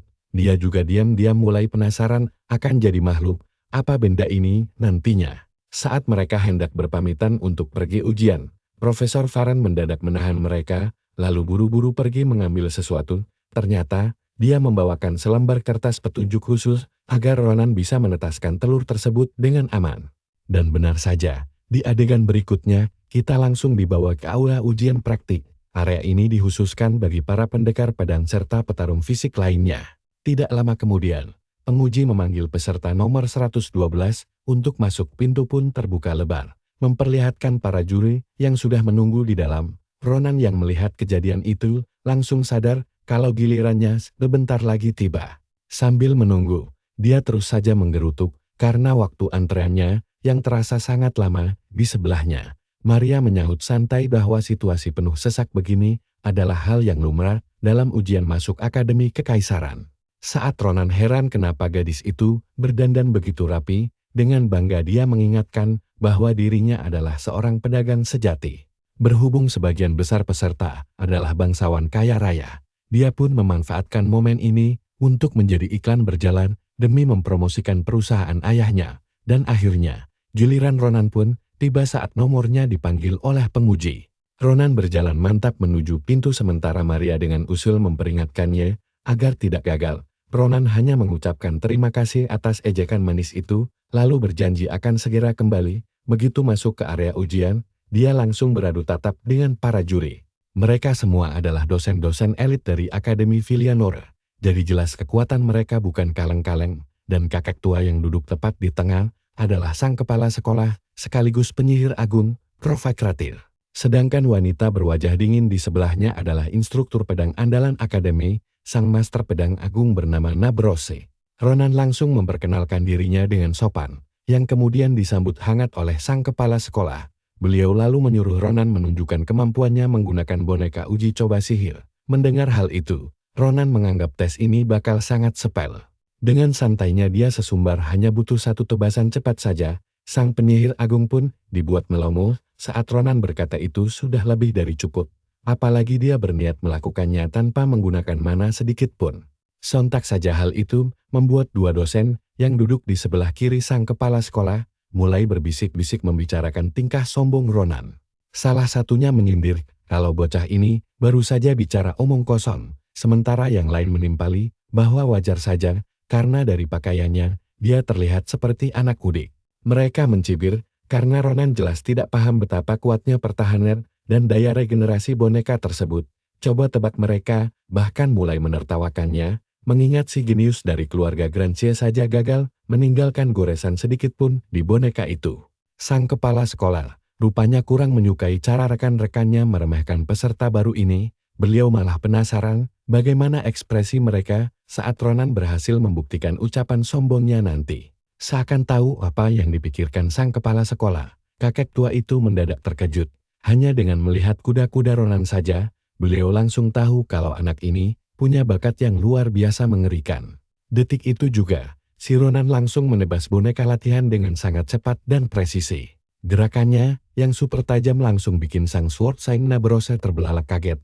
Melihat mereka semua melongo kebingungan, Ronan dengan santai bilang kalau dia sudah selesai. Tapi dua profesor bodoh itu masih tidak paham kehebatan tebasan yang kelihatan sepel tadi, bahkan salah satu dari mereka masih saja memasang muka mengejek yang menyebalkan. Tapi ejekannya langsung terhenti saat melihat wajah tegang kepala sekolah. Tiba-tiba, Nabrose bangkit dari kursinya dan menerjang sangat cepat ke arah Ronan. Ronan tahu serangan itu datang tapi dia sengaja diam saat pedang Nabrose berhenti tepat di depan lehernya. Begitu Ronan bertanya kenapa diserang, Nabrose dengan dingin menuntut penjelasan tentang siapa yang mengajarinya ilmu pedang itu. Ronan kebingungan dan bertanya apa maksudnya. Membuat Nabrose memperjelas pertanyaannya. Dia bertanya apakah Ronan melihat gerakannya tadi, dan Ronan mengangguk mengaku kalau gerakannya memang hebat. Ternyata dia tidak cuma menerjang maju begitu saja, Nabrose sebenarnya sudah mengayunkan pedangnya sebanyak 3 kali hanya dalam 1 detik. Nabrose membenarkan hal itu, tapi dia menegaskan kalau Ronan juga baru saja melakukan hal yang sama, dan itulah yang membuatnya sangat marah. Dia bertanya apakah Ronan pikir bisa menipunya begitu saja. Dari sudut pandangnya, Ronan sengaja membuat 2 tebasan cepat lalu sengaja memperlambat tebasan terakhir, agar bisa dilihat semua orang. Baginya, Ronan seolah sedang mempermainkan mereka semua. Kepala sekolah hanya duduk diam seolah tidak mau ikut campur dalam urusan yang bisa dia sesali nanti. Para profesor yang tadinya sombong pun sekarang mendadak bungkam. Padahal dalam hati Ronan, instruktur galak ini benar-benar salah paham. Alasan satu-satunya, dia memperlambat tebasan terakhir hanyalah untuk menahan kekuatannya, karena takut pedang murahan itu akan patah. Tapi kalau dia menjelaskan kesalahpahaman itu, kalian pasti bisa menebak sekacau apa situasi berikutnya. Nabrose pun pergi setelah memperingatkan bahwa dia akan mengingat wajah Ronan. Ronan dibuat bingung setengah mati saat wanita itu bersumpah dingin akan melatihnya secara pribadi. Kepala sekolah ikut heran dengan ucapan Nabrose barusan. Dia bahkan mulai bertanya-tanya, apakah sang Sword Sign berniat menjadikan Ronan sebagai murid langsungnya. Karena itulah, kepala sekolah memutuskan untuk terus mengawasi Ronan sambil memujinya atas hasil ujiannya yang luar biasa. Biasanya, setelah ujian selesai, mereka akan mengajukan satu pertanyaan sederhana. Jawabannya bebas, jadi para calon murid bisa mengekspresikan diri sesuka mereka. Sang kepala sekolah pun bertanya, apa yang ingin Ronan pelajari setelah masuk ke akademi nanti. Ronan sempat terdiam sejenak sebelum akhirnya menjawab. Dia dengan tegas menyatakan ingin belajar cara hidup tanpa penyesalan. Tentu saja, jawaban filosofis itu membuat sang kepala sekolah tercengang. Setelah itu, Ronan dipersilakan keluar dari ruang ujian. Sementara itu, sang kepala sekolah masih terus memikirkan jawaban mendalam dari Ronan tadi. Wajah seriusnya membuat 2 profesor bodoh tadi kebingungan melihat semua orang bertingkah aneh. Pertama Nabrose, lalu sekarang kepala sekolah. Saat mereka bertanya, apa hebatnya tebasan Ronan, kepala sekolah memilih diam saja. Dia hanya menunjuk ke arah boneka latihan sihir tadi. Dan saat itulah, kedua profesor bodoh itu langsung dibuat shock setengah mati. Boneka yang bahkan tidak bisa digores oleh si jenius pedang sekalipun, kini telah terbelah rapi oleh Ronan. Akhirnya mereka sadar kenapa Nabrose dan kepala sekolah sampai bersikap begitu. Sementara itu, Ronan yang baru keluar masih memikirkan pertemuannya dengan Nabrose tadi. Dia teringat bagaimana wanita itu menerjang lurus ke arahnya dengan kecepatan luar biasa. Di dalam hati, dia ragu apakah dirinya di kehidupan masa lalu mampu menandingi monster seperti Nabrose. Ronan harus mengaku, dulu dia merasa sudah melewati banyak pertempuran hidup dan mati. Tapi setelah bertemu sang Sword Sign hari ini, Dia sadar perjalanannya masih sangat jauh. Pikiran itu seketika mengingatkannya pada sang komandan agung. Sambil melangkah pergi, Ronan menyimpulkan bahwa keputusan masuk ke Akademi Kekaisaran ini memang langkah yang sangat tepat, dan sekarang, saatnya ujian tertulis. Ronan merasa sangat percaya diri karena sudah mempelajari catatan dari Maria tanpa henti. Tapi begitu lembar ujian dikumpulkan, Ronan langsung sadar kalau dia benar-benar tamat. Azel dan Maria yang melihat wajah pucatnya, seketika dibuat kehabisan kata-kata. Maria mengomel tidak percaya kalau Ronan bahkan tidak bisa menjawab setengah dari total soal yang diujikan. Padahal semua pertanyaan itu diambil langsung dari catatan yang dia berikan. Saat itulah Azel membocorkan kalau tas berisi catatan itu malah tertinggal saat mereka berangkat. Maria langsung menggertakkan gigi menahan amarah, heran kenapa ada manusia sekeroboh Ronan di dunia ini. Meski begitu, dia meminta Ronan tidak patah semangat karena ujian praktik nilainya jauh lebih penting daripada teori. Tiba-tiba sebuah lingkaran sihir muncul di udara. Salah satu peserta ujian berteriak kalau hasil kelulusan akan segera diumumkan. Daftar nama peserta yang lolos pun langsung terpampang jelas di udara. Di antara sekian banyak nama, Azel dan Maria akhirnya berhasil menemukan nama mereka berdua. Itu artinya mereka berdua resmi lolos. Hebatnya lagi, Maria sampai tidak percaya kalau Azel berhasil meraih peringkat pertama dalam ujian teori kali ini. Meski ada dua orang lain yang mendapat nilai setara, Maria tetap bangga memuji Azel kesayangannya yang luar biasa itu, sementara Azel hanya tersenyum malu-malu karena merasa beruntung. Akhirnya, mereka menoleh ke arah Ronan yang mukanya sudah kusut masai.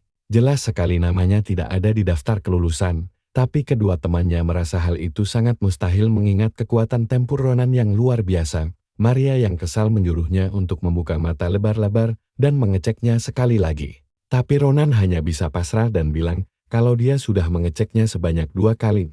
Tiba-tiba, seekor burung Phoenix legendaris turun dari langit, menarik perhatian seluruh peserta di sana. Saat Ronan kebingungan melihat atraksi mencolok itu, Maria menjelaskan kalau burung Phoenix tersebut khusus dikirim untuk menyambut peraih peringkat terbaik dari masing-masing departemen. Burung itu seketika menyemburkan kobaran api yang sangat besar. Ronan hanya bisa melongo heran saat salah satu lidah api terbang lurus ke arahnya. Dan tebak apa yang terjadi? Semua orang langsung gempar begitu tahu kalau Ronan adalah lulusan terbaik Departemen Bela Diri. Dia mendapat peringkat 1 di ujian praktik, sekaligus peringkat paling buncit di ujian tertulis. Tentu saja ini membuat Ronan tetap dinyatakan lolos. Maria pun langsung mengejek betapa ironisnya nilai Ronan yang berbanding terbalik bagai bumi dan langit antara teori dan praktik. Ronan merasa sangat lega mendengar hal itu, tapi raut wajahnya mendadak berubah serius, karena jika dia berada di posisi pertama, berarti ada orang lain yang tahtanya baru saja dia rebut. Benar saja, si peringkat kedua tadi mulai berjalan mendekati Ronan, membuatnya langsung merinding, karena tahu kalau orang ini pasti akan mencari masalah dengannya. Pemuda sombong itu adalah calon Sword Saint masa depan, Sullivan, si jenius pedang dari ibu kota. Jadi ya, bersiaplah, karena situasi akan menjadi sangat kacau setelah ini. Para peserta lain langsung heboh melihat kedatangan sang bintang muda kekaisaran tersebut. Maria mengira Sullivan cuma ingin mengobrol biasa, padahal Ronan sudah tahu kalau ini akan menjadi urusan yang sangat merepotkan. Ronan tahu betul kalau Sullivan adalah tipe orang yang paling benci jika ada yang melampaui kemampuan pedangnya. Berusaha menghindari konflik, Ronan langsung berpura-pura tidak tahu apa yang sedang dibicarakan. Tapi Sullivan tahu kalau Ronan sedang berbohong. Sambil menuntut penjelasan, dia terus mendesak Ronan. Tapi Ronan hanya menggigitkan bahu sambil menyuruhnya pergi karena merasa tidak punya urusan dengannya. Sambil menggenggam pedangnya, Sullivan tampak mengambil keputusan. Detik berikutnya, dia menyerang Ronan. Tapi Ronan berhasil menangkis tepat waktu. Serangan mendadak ini bikin Ronan kaget sampai teman-temannya ikutan panik. Sullivan langsung menyindir kalau Ronan bukan lulusan terbaik kedua, kok bisa refleks menangkis secepat kilat begini? Para calon murid lain akhirnya sadar situasi, baku hantam bakal segera terjadi. Benar saja, Sullivan mendesak Ronan berhenti menahan diri, sementara Ronan mengumpatnya sebagai orang gila. Karena itu maunya, Ronan menantang balik dia bakal maju pakai seluruh kekuatannya. Pertarungan pun dimulai. 3 tebasan cepat Ronan ditangkis Sullivan cuma pakai 1 ayunan pedang saja. Tapi anehnya, Ronan tidak langsung melanjutkan serangannya. Jelas sekali, Sliven shock berat. Ronan pun menyindir apa sudah puas sekarang. Di saat itulah Sliven paham kenapa Ronan bisa juara 1. Lalu tiba-tiba dia menyerang lagi. Ronan menangkisnya sambil mendengar teriakan Sliven ini masih belum cukup.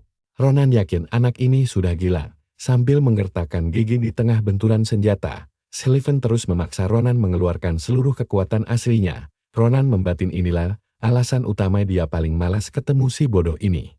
Melihat situasi makin panas, Ronan sadar Sliven bisa saja mulai memakai orang. Teknik andalannya, pedang badai, mampu menciptakan topan dahsyat hanya lewat satu tebasan. Ronan paham batasannya, dengan levelnya sekarang. Dia tidak bisa menang, waktunya ganti taktik. Mengira Ronan mau kabur, Sliven langsung ngamuk dan menerjang maju. Di saat bersamaan, Ronan malah menarik Asel buat dijadikan tameng hidup. Asel tentu saja shock berat dan bingung kenapa harus dia korbannya. Sementara itu, Sliven makin murka dan meneriaki Ronan pengecut karena memakai tameng seorang gadis manis. Tapi Asel langsung meralat dia itu cowok tulen. Ternyata kesalahpahaman kocak ini memang sudah masuk dalam rencana licik Ronan. Nah, disinilah otak jenius Ronan bekerja. Karena Sliven shock pahlawan, Ronan langsung curi kesempatan dan mendaratkan bogem mentah tepat di wajah tampannya. Tanpa menunggu musuh bangkit, Ronan langsung menarik kedua temannya dan kabur seketika, meninggalkan si jenius pedang yang melongo kebingungan. Baru setelah keadaan aman, sekelompok orang tiba-tiba datang terlambat. Tiba-tiba, si botak melihat wajah lebam Sliven. Dia panik. Siapa berani memukul tuan mudanya? Sliven langsung menyuruhnya diam dan mengingatkan agar mereka berbicara santai saja. Dia masuk akademi sebagai rakyat biasa, bukan sebagai penerus keluarga Grancia yang agung. Lagi pula tidak ada gunanya mengejar Ronan, karena itu duel yang adil. Baru saja mau lanjut bicara, fokusnya tiba-tiba teralihkan oleh sesuatu yang mengejutkan. Sliven kaget setengah mati setelah menyadari pedang mitril kualitas terbaik miliknya, ternyata retak gara-gara benturan tadi. Awalnya dia mengira Ronan biasa saja, tapi bisa merusak senjata sekuat itu, memakai pedang biasa saja, adalah pencapaian luar biasa. Sliven pun tersenyum. Sekarang dia benar-benar tertarik pada Ronan dan berjanji mengingat namanya. Keesokan harinya, cerita beralih ke pinggiran ibu kota. Tepatnya di dalam hutan Simu, Ronan bersama Asel yang malang sedang tersesat membawa peta demi mencari lokasi tujuan mereka. Tiba-tiba Asel menanyakan sesuatu yang tidak langsung dipahami Ronan. Rupanya ini ada hubungannya dengan keributan kemarin sore. Asel baru tahu kalau Sliven berasal dari keluarga Grancia yang agung. Klan nomor 2 terkuat setelah Kaisar.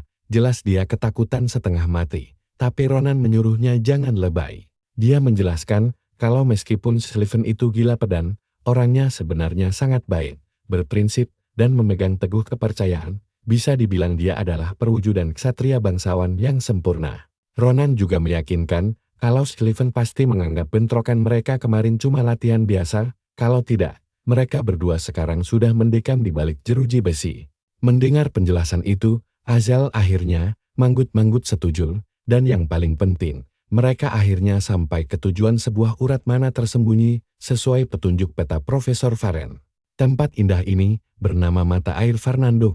Nah, sebelum lanjut, mana di dunia ini biasanya mengalir bebas dan sesekali menumpuk di satu titik padat hingga membentuk semacam kolam sihir. Fenomena unik inilah yang disebut urat mana, membuat lingkungan sekitarnya menyerap energi sihir secara konstan. Rumput biasa bisa berubah menjadi tanaman obat langka, sementara batu jalanan pun bisa menjelma jadi batu mana berharga. Melihat hal ini, Ronan sadar nilai urat mana ini sangat luar biasa, sampai banyak orang berebut menguasainya. Artinya, kebaikan Profesor Varen yang membiarkan mereka memakai tempat ini cuma untuk menetaskan telur benar-benar tidak masuk akal. Asel juga membenarkan keaslian urat mana ini, apalagi dia baru pertama kali melihat konsentrasi sihir sepadat dan semurni ini. Dia bahkan yakin bisa merapal sihir tingkat tinggi jauh melampaui batas kemampuannya. Ditambah lagi, telur burung mimpi itu mulai menyerap energi dengan kecepatan luar biasa. Dia juga bergumam andai saja Maria ada di sini, karena gadis itu pasti menyukainya. Tapi sayangnya Maria sedang sibuk di serikat dagang. Asel mengangguk, tapi mendadak dia terdiam heran, apakah Ronan merasa ada yang aneh? Coba pikir kalau tempat ini penuh sihir, kemana perginya semua monster hutan? Disinilah insting tajam Ronan langsung mendeteksi bahaya. Sejak awal tiba, tak ada satupun monster liar yang terlihat lewat. Ronan langsung merutuki kecerobohannya, karena sudah bersikap terlalu santai di tempat asing ini. Azel bingung kenapa Ronan mendadak panik. Ronan menyuruhnya diam-diam mencium bau amis darah. Sekarang jelas sudah alasan kenapa tidak ada satupun kawan berani mendekat. Azel sendiri masih melongo kebingungan saat Ronan membahas bau amis darah tersebut. Ronan menduga musuh yang sama dari kekacauan kemarin datang berkunjung lagi, dan benar saja, mendadak hujan serangan langsung melesat cepat ke arah mereka. Ronan menepis semuanya dengan mudah, memotong setiap anak panah di udara. Namun ada yang aneh, bentuk mata panah itu terasa sangat tidak asing baginya. Pikirannya langsung melayang ke masa lalu saat masih menjadi tentara. Saat itu, anak buahnya memamerkan anak panah serupa. Si prajurit membual kalau panah itu sanggup meledakkan kepala orc. Ronan hanya mendengarkan dengan malas. Tangan temannya langsung tertawa keras, sementara Ronan kesal melihat mereka bangga memakai cara curang saat berburu. Prajurit itu lalu membocorkan kalau panah ilegal tersebut biasa dipakai oleh kelompok pemburu liar legendaris yang bernama Caliboro Bloodhounds. Ronan langsung menyimpulkan kalau penyerang mereka sekarang adalah bagian dari Caliboro, pembuluh terlatih yang sangat berbahaya. Sadar akan hal ini, Ronan langsung menyusup lebih dalam ke hutan sambil memperingatkan Azel agar segera bersembunyi kalau masih sayang nyawa. Belum sempat Azel bertanya apa yang terjadi, Ronan sudah melesat cepat bagai bayangan. Sementara itu, komplotan musuh melongo shock melihat Ronan menebas anak panah berlapis mana mereka dengan begitu santai. Begitu melihat Ronan mendekat dengan tatapan haus darah, salah satu musuh langsung menyuruh yang lain menyebar dan menyerang dari segala arah. Ronan sendiri memuji kerjasama dan keputusan cepat mereka jelas jauh berbeda dibanding kroto-krokot tidak berguna yang dia bantai sebelumnya. Tahu kalau mereka bakal merepotkan, Ronan tiba-tiba berhenti lalu bertanya dengan santai apakah mereka tidak mengenali sekutu sendiri. Pertanyaan itu sukses membuat mereka kebingungan, sambil tersenyum licit karena berhasil mengalihkan fokus mereka. Ronan dengan lantang mengaku sebagai anjing pemburu termuda dari cabang Damas, alias seorang hayut. Jelas saja komplotan itu tidak percaya begitu saja, bahkan salah satunya langsung naik pitam saat Ronan dengan polosnya bertanya kok kamu tidak percaya Sin? Menghadapi orang yang mengamuk itu, Ronan malah menyuruhnya bertanya langsung pada serigala di cabang mereka. Dia memperingatkan si pria agar tidak menyamakan semua orang dengan dirinya, sambil mengejeknya sebagai anjing liar. Dihina anak bau kencur begitu, si pria langsung gelap mata, tanpa pikir panjang. Dia langsung mencengkeram baju Ronan, dan mulai melayangkan berbagai ancaman kosong. Ronan dengan santai mengingatkan bahwa sesama anggota dilarang bertengkar lagi pula, orang bodoh seperti dia biasanya tidak berumur panjang. Karakter utama kita ini memang juara kalau urusan memancing emosi orang. Beruntung, salah satu temannya langsung menengahin sebelum situasi makin kacau akibat ulah bocah ini. Ditambah lagi, Ronan paham betul struktur peringkat mereka yang hanya diketahui anggota resmi. Mencoba bersikap logis, pria itu menyarankan untuk memanggil kapten mereka dulu demi konfirmasi. Dia mengingatkan kalau Ronan benar-benar dari cabang Damas, baku hantam dengannya bisa memicu konflik besar antar cabang organisasi mereka. Seolah sudah diatur, sesosok pria tiba-tiba muncul dan langsung menegur keras kenapa mereka mengabaikan perintah untuk tetap diam dan siaga. Semua mata tertuju padanya, dan ya, dialah Fomu sang kapten serigala dari cabang Demir. Si pria pemarah tadi pun buru-buru melepaskan cengkeramannya dari Ronan. Memanfaatkan momen pas ini, dia langsung menjelaskan situasinya sementara Ronan diam-diam mengamati keadaan. Kehadiran sang kapten secara langsung membuktikan kalau seluruh anggota mereka berkumpul di sini. Jadi, ketika kapten bertanya apa benar dia seorang hayut dari cabang Damas, Ronan mengiyakan dengan penuh percaya diri. Sang kapten merasa curiga karena wilayah ini adalah kekuasaan mereka. Nah, disinilah kejutan aslinya dimulai. Ronan tiba-tiba menyeringai lebar dan mengaku dia bukan seorang hayut lalu dalam sekejap mata. Tebasannya langsung menumbangkan beberapa orang sekaligus. Sisa anggota komplotan itu langsung mematung shot, sementara Ronan terus melangkah maju dengan senyuman mengerikan, mengejek betapa gampangnya mereka semua ditipu mentah-mentah. Tanpa ragu sedikit pun, dia langsung menghabisi sang kapten. Pria malang itu bahkan tidak sempat melawan. Kini, hanya tersisa satu orang yang bertahan hidup. Pedang di tangannya mendadak terasa kecil sekali. Ronan menatap tajam kemana perginya kesombonganmu yang tadi? Gerakan Ronan secepat kilat, bahkan pria itu tidak sadar jari-jarinya terpotong, menangis histeris. Ronan hanya tertawa, tapi masih memberi satu kesempatan hidup. Pria itu terbelalak kaget saat Ronan memerintahkannya untuk menggambar peta lokasi dari setiap cabang Kaliboro. Dengan dingin Ronan menegaskan, kalau menolak, nyawanya bakal melayang. Detik itu juga si pria yang ketakutan langsung setuju, tapi dengan gemetar bilang, tidak punya pena. Mendengar itu, Ronan bingung sendiri, ini orang bodoh atau bagaimana. Ternyata, menebas jari-jarinya tadi memang sudah masuk dalam rencana matang Ronan. Akhirnya, pria malang itu terpaksa memakai darahnya sendiri demi menyelesaikan peta lokasi seluruh cabang mereka. Ronan sempat memujinya berbakat, pria itu gemetar, bertanya, apakah dia boleh pergi tebas? Tubuhnya langsung terbelah menjadi dua bagian. Jelas saja Ronan tidak berniat mengampuni siapapun yang berniat membunuhnya. Adegan berlanjut menampilkan Azel yang mual-mual, sementara Ronan menyuruhnya berhenti berlebihan karena dia kan sudah memperingatkannya dari awal. Azel hanya bisa meminta maaf, meski dia mengaku shock berat karena tidak menyangka kekejaman ini adalah ulah kelompok Kaliboro. Ronan mengingatkannya bahwa inilah alasan kenapa membiarkan kelompok bajingan seperti mereka hidup adalah sebuah kejahatan. Karena mereka memang dicap sebagai kriminal. Ronan menenangkan Azel bahwa membantai mereka tidak akan memicu masalah hukum. Namun, ada satu hal yang mengganjal di pikiran Ronan, haruskah dia melapor pada Profesor Farin? Sialnya, burung impian kesayangan sang profesor termasuk salah satu hewan yang dibantai oleh kelompok Kaliboro. Tapi mendadak, Ronan melihat telur burung impian itu mulai bereaksi aneh. Saat Ronan mengeluarkannya, Azel dengan wajah pucat menunjuk ke suatu arah sambil bertanya panik.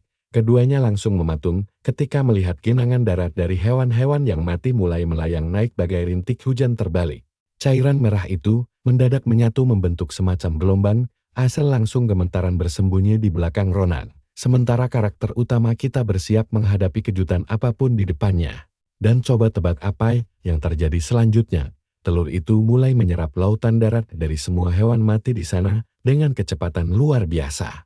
Seperti biasa, Azel langsung bertanya heran, yang hanya dijawab gelengan kepala oleh Ronan. Meski begitu, Ronan yakin apapun yang ada di dalam telur ini pasti sangat luar biasa. Begitu penyerapan darah selesai, mereka berdua terkesiap melihat permukaan telur yang mulai retak pertanda akan menetas. Azel dibuat melongo. Sedangkan Ronan sudah tidak sabar melihat makhluk apa yang akan lahir. Saat cangkangnya pecah sepenuhnya, Ronan bersorak girang sayangnya. Sedetik kemudian wajahnya malah langsung digambar keras oleh si bayi hewan yang baru lahir. Tamparan itu sukses membuat hidungnya mimisan, bikin dia kesal bukan main. Saat mereka berdua mengamati si bayi terbang itu, mereka bingung menebak spesies hewan apa sebenarnya ini.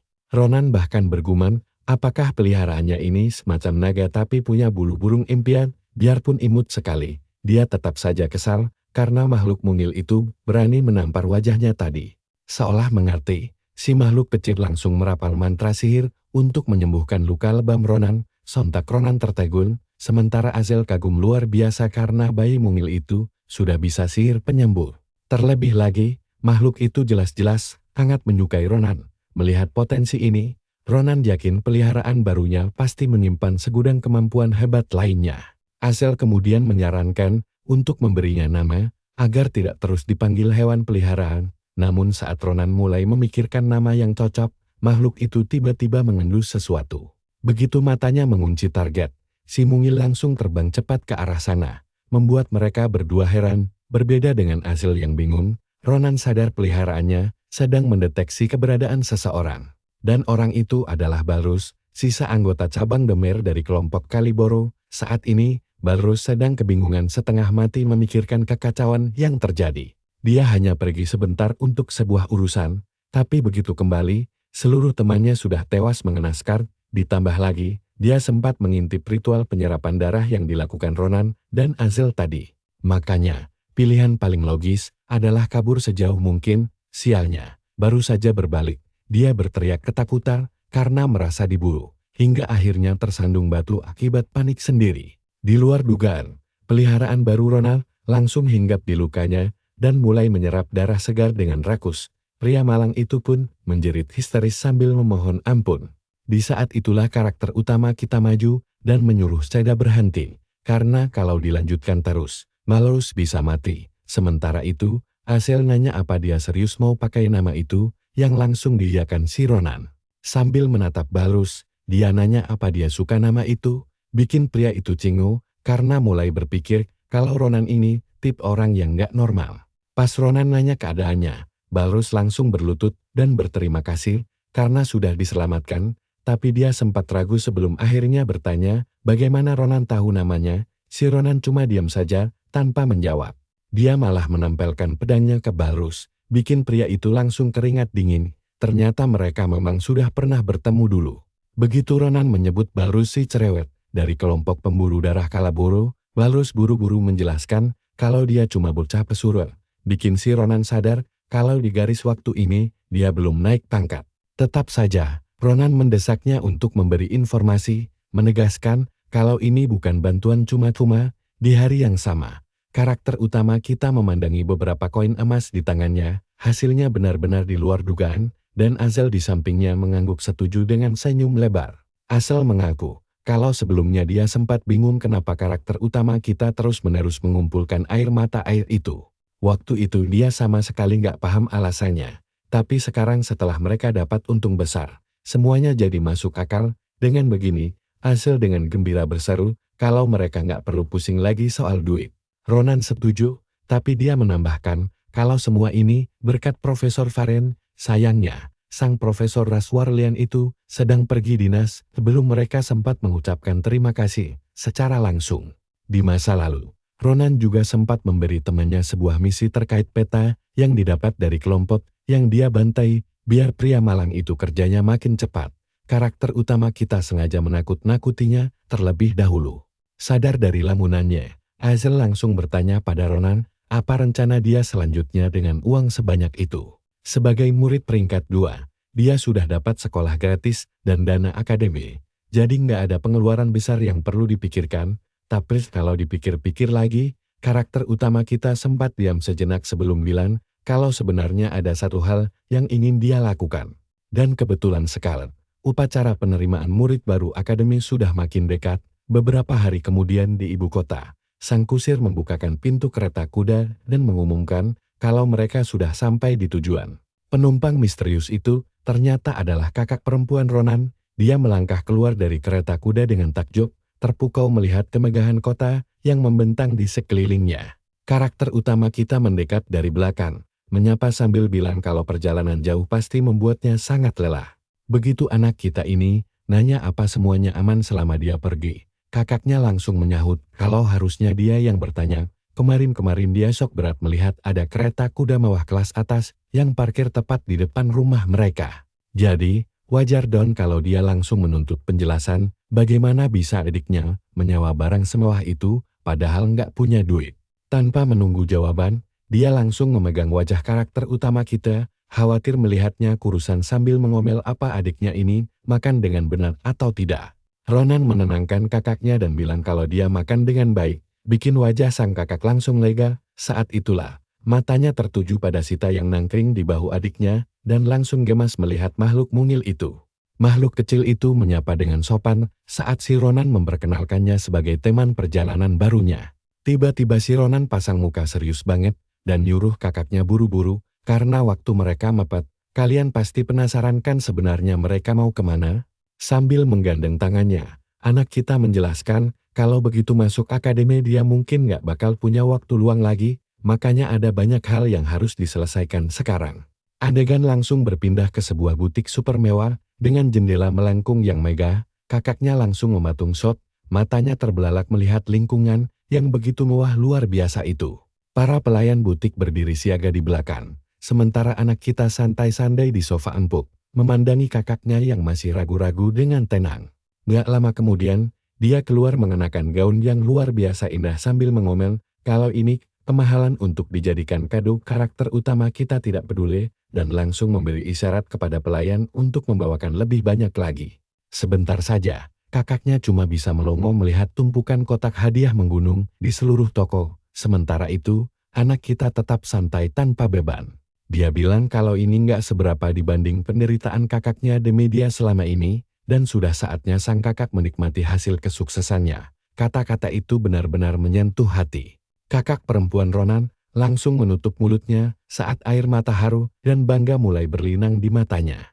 Dasar ratu drama, kakak karakter utama kita ini malah berteriak heboh ke seluruh toko kalau adiknya mendadak jadi baik dan kepribadiannya berubah drastis. Melihat mereka bertengkar konyol, para staf cuma bisa tertawa kecil menyadari betapa akrabnya kakak beradik ini. Dengan girang, sang kakak nanya mereka mau kemana lagi setelah ini. Ronan menjelaskan kalau dia harus mampir ke bengkel senjata untuk memperbaiki pedangnya. Baru saja dia mau cerita bagaimana pedangnya bisa rusak. Tiba-tiba Sullivan muncul di balik pintu dan bertanya apa Ronan sudah selesai. Kemunculan yang mendadak ini bikin Ronan kaget setengah mati, sampai langsung menuduh, apa cowok ini sudah jadi penguntitnya. Sullivan dengan santai menjelaskan kalau dia cuma datang untuk membeli pedang baru. Orangnya sedikit bocor saat menegaskan agar karakter utama kita tidak salah paham dengan situasi ini. Bukannya tenang, karakter utama kita malah langsung tersulut emosi dan mengatainya bajingan gila. Tepat saat mereka berdua nyaris baku hantam, kakak perempuan Ronan langsung menengahi dan memarahi Ronan karena memakai bahasa sekasar itu. Dari belakang, Sullivan cuma diam menyimak saat karakter utama kita diomeli habis-habisan.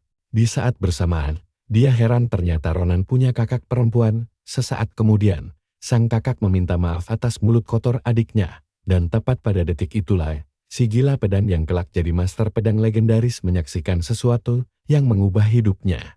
Untuk pertama kali dalam hidupnya, cowok ini sadar kalau ternyata ada hal yang jauh lebih menarik daripada bermain pedang. Sama kayak kita pas lagi bucin-bucinnya, dia langsung jatuh cinta pada pandangan pertama. Melihat reaksinya yang bengong, kakak si Ronan terus meminta maaf, bikin dia makin salah tingkah. Sambil menenangkan diri, Sullivan cepat-cepat menjelaskan kalau dialah yang salah. Jadi kakaknya nggak perlu minta maaf. Sontak saja sang kakak langsung menilainya sebagai pemuda yang sangat sopan dan baik hati.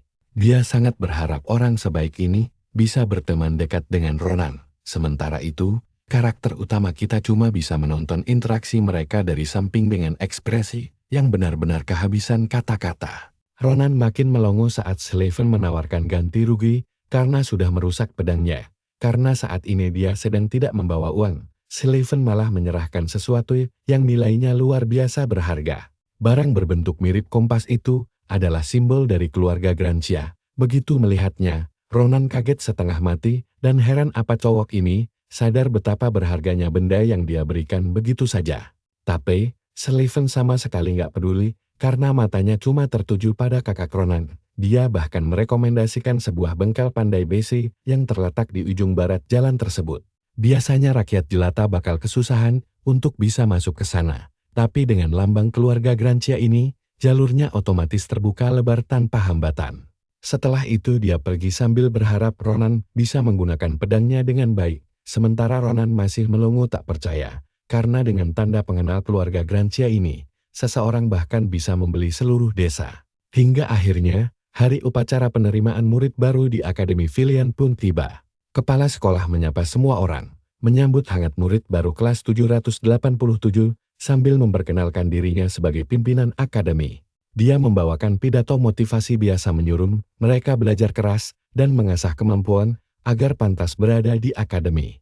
Berbekal bakat mereka, didukung instruktur hebat, serta kurikulum akademi, dia sangat yakin nama murid-murid ini kelak bakal terukir di buku sejarah sementara karakter utama kita malah merasa bosan dan capek setengah mati. Sementara itu, kakaknya menonton dari jauh dengan mata berkaca-kaca, terharu melihat adik laki-lakinya benar-benar berhasil masuk dan mendaftar di akademi bergengsi ini.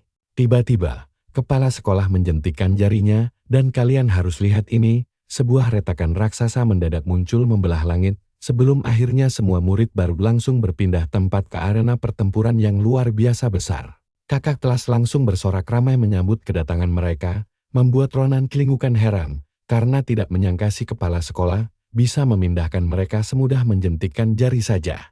Suara kepala sekolah langsung memecah kebisingan, menjelaskan kalau ini adalah puncak acara penyambutan, sekaligus meminta para junior untuk menyapa kakak kelas mereka dengan baik.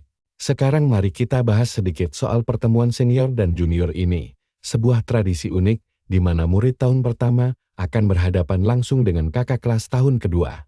Acara ini selalu berjalan sangat menegangkan dan diakui sebagai salah satu agenda paling penting di Akademi Kekaisaran. Karena tidak semua murid baru jago bertarung, Akademi otomatis menunjuk peringkat 1 dan 2 sebagai perwakilan untuk berduel seni bela diri melawan 4 murid terbaik dari tahun kedua. Singkatnya, semua berujung pada duel 1 lawan 1 antar perwakilan. Seperti biasa, kepala sekolah menegaskan kalau duel ini tidak cuma penting bagi murid, tapi juga buat para instruktur sebagai bagian dari sistem pendidikan khusus di Akademi Kekaisaran. Tujuannya biar para murid bisa paham kelebihan serta kekurangan masing-masing, sekaligus membangun hubungan baik yang erat di antara mereka. Setelah itu, dia mempersilahkan para perwakilan memilih lawan mereka, dengan catatan mereka boleh saja menolak duel kalau tidak mau.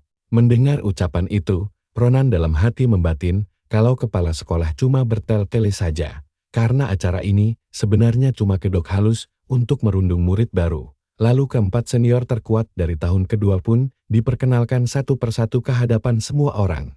Salah satu senior langsung angkat bicara dan menantang si jenius terpandang dari keluarga Grancia, sekaligus orang yang pernah mengalahkannya dulu. Tapi dengan santai, protagonis kita menyuruh senior itu untuk tenang dulu. Sementara dalam hati Ronan berniat memakai momen ini demi membuktikan kemampuannya kepada sang kakang agar dia tidak perlu cemas lagi di masa depan. Maka saat kepala sekolah resmi memulai acara dan menyuruhnya memilih lawan, Ronan mendadak mengangkat tangan tinggi-tinggi dan bilang kalau dia punya sebuah usul menarik. Si kepala sekolah tua itu langsung melongo ketika Ronan dengan berani menyatakan ingin menantang keempat senior sekaligus, yang sontak membuat wajah para senior langsung merah padam menahan amarah. Sementara itu, Ronan cuma melempar senyum lebar sambil menyuruh mereka semua maju bersamaan tanpa ragu. Seluruh arena mendadak senyap mendengar usulan gila tersebut. Sedangkan para profesor akademi langsung menepi untuk mendiskusikan tindakan nekat Ronan barusan. Menoleh ke arah sang master pedang wanita, kepala sekolah meminta pendapatnya, dan dia dengan tenang malah menyuruh mereka lanjut saja, karena usul Ronan ini sangat sejalan dengan visi misi akademi. Dia menekankan bahwa memenangkan duel bukanlah tujuan utama di sini.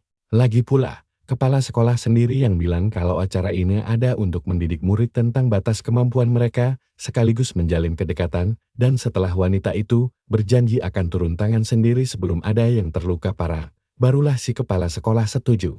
Keempat senior jelas merasa sangat kesal. Karun merasa kalau protagonis kita sengaja meremehkan mereka, sementara Irina mengira dia sombong cuma karena dapat peringkat 2 saat ujian masuk, tapi Nazlu menyuruh semuanya untuk tetap tenang. Walau Ronan tampak sombong, bakatnya itu sangat nyata. Jadi mereka sebaiknya jangan membuang tenaga secara konyol, sementara kakaknya mulai cemas melihat situasi yang tiba-tiba menegangkan ini. Berteriak sekeras mungkin, dia memperingatkan Ronan agar berhati-hati dan mengingatkan kalau dia bisa menyerah kapan saja, namun lucunya, alasan menyerah itulah yang membuat Ronan menantang mereka berempat, membuat kakaknya melongo heran. Dengan kedua pihak yang siap bertarung, kepala sekolah akhirnya memberi aba-aba mulai, dan seketika Nasdo melesat secepat kilat sambil mengayunkan pedangnya ke arah protagonis kita. Ronan menghindar dengan sangat santai, seketika menyadari kalau kemampuan bertarung para senior ini ternyata cuma sedikit lebih kuat dibanding Moria. Kenyataan itu membuatnya yakin masih ada celah besar untuk membalikan keadaan, tapi sayangnya, ada satu kendala utama yang harus dia hadapi. Mereka menyerangnya secara kompak, namun hebatnya Ronan malah memuji kekompakan kerja sama tim itu. Tiba-tiba, Braum muncul di belakang Ronan sambil mengangkat pedang raksasanya tinggi-tinggi sebelum menebaskannya dengan sekuat tenaga, tapi di mata protagonis kita, gerakan di seluruh arena mendadak terasa lambat. Dia tahu kombinasi serangan berikut sengaja dirancang demi mengakhiri pertarungan secara instan, karena mereka berempat menyerbu ke arahnya dari segala penjuru di saat bersamaan. Menanggapi hal itu, sang protagonis tiba-tiba lenyap dari pandangan, membuat tebasan Braum meleset total hingga mereka terkejut. Apalagi Irina yang tidak paham bagaimana Ronan bisa mendadak ada di belakang mereka. Namun Ronan ternyata sempat mendaratkan pukulan di tengah kekacauan itu, dan tepat saat dia mengira duel telah usai, dia kaget melihat Braum masih sanggup berdiri sambil menatapnya tajam. Karena senior berbadan besar itu nekat menyerangnya secara terang-terangan dari depan, Ronan hanya tersenyum tipis dan memutuskan untuk menyudahi pertarungan ini dengan cara yang tidak biasa. Sesaat, si raksasa membeku kaget karena gaya bertarung protagonis kita mirip sekali dengan sang master pedang wanita, di mana Ronan bergerak sambil menebas cepat hingga berhasil menghancurkan pedang besar milik senior itu dalam sekejap. Selesai dengan itu, protagonis kita dengan tenang mengucapkan terima kasih atas latih tandingnya, mengakui kalau dia mendapat banyak pelajaran berharga dari pertarungan barusan. Menyaksikan hasil tak terduga ini, seisi arena langsung terdiam tak percaya sebelum akhirnya gemuruh sorak penonton pecah menyambut kemenangan sang protagonis, karena tidak ada yang mengira seorang junior bisa membabat habis 4 senior sekaligus. Meski terasa memalukan, Nazul terpaksa mengakui kalau dia tidak bisa mengeluh, karena pertarungan barusan benar-benar terasa sangat sepihak dan tidak seimbang. Sekarang, dia cuma bisa heran dari mana asal si monster jenius ini. Dan coba tebak saat Ronan melirik kakaknya. Dia tahu mulai hari ini, sang kakak tidak akan pernah mengkhawatirkannya lagi. Kembali menatap para senior, protagonis kita sekali lagi memuji dan berterima kasih atas duelnya. Membuat Nazul kebingungan, kenapa mereka malah diberi ucapan terima kasih oleh pemenang. Tapi Ronan tetap tulus berterima kasih, beralasan kalau dia hanya terlalu bersemangat setelah masuk ke akademi hingga bertindak sedikit kelewatan seperti tadi. Dia juga menambahkan kalau para senior sama sekali tidak lemah. Bahkan dia sangat menghargai kesediaan mereka menerima tantangan konyolnya, membuat kakak kelas di sana benar-benar terkejut mendengarnya. Mereka jelas tidak menduga si Ronan bakal serendah hati ini. Tapi tiba-tiba, Brom malah tertawa terbahak-bahak dan mengaku kalau mereka sempat salah menilai karakter utama kita dan mengiranya sangat sombong. Tanpa ragu-ragu, pria berotot itu langsung memegang tangan Ronan dan menegaskan kalau dia tidak perlu bersikap serendah hati itu setelah menang duel mutlak.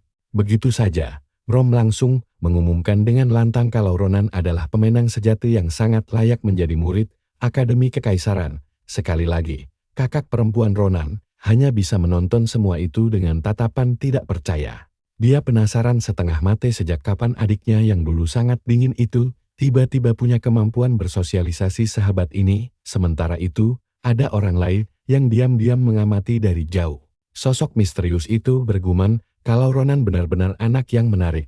Belakangan pada hari yang sama, sebuah pesta sambutan super mega diadakan untuk murid baru di dalam akademi. Melihat sekeliling yang serba mewah, Asel sampai tidak bisa menyembunyikan rasa penasarannya. Maria dengan santai menjelaskan kalau wajar saja pestanya semewah ini, karena ini adalah Akademi Kekaisaran Ibu Kota yang disokong langsung oleh keluarga kaisar sendiri. Sambil asyik makan, tiba-tiba Asal menoleh ke arah Ronan dan menanyakan kabar kakaknya. Karakter utama kita menjelaskan kalau dia terpaksa menyuruh kakaknya pulang ke rumah, karena sang kakak pasti bakal terus-terusan mengkhawatirkannya selama dia tinggal di asrama akademi. Tapi tenang, diam-diam dia mengutus naga peliharaannya untuk mengawal dan melindungi kakaknya. Jadi tidak ada alasan untuk cemas. Asel langsung berkomentar kalau Ronan adalah sosok adik yang luar biasa karena tidak pernah main-main soal keselamatan kakaknya. Tentu saja, Ronan hanya mengangguk setuju. Tepat pada saat itu juga, Sullivan tiba-tiba sudah berdiri di belakangnya.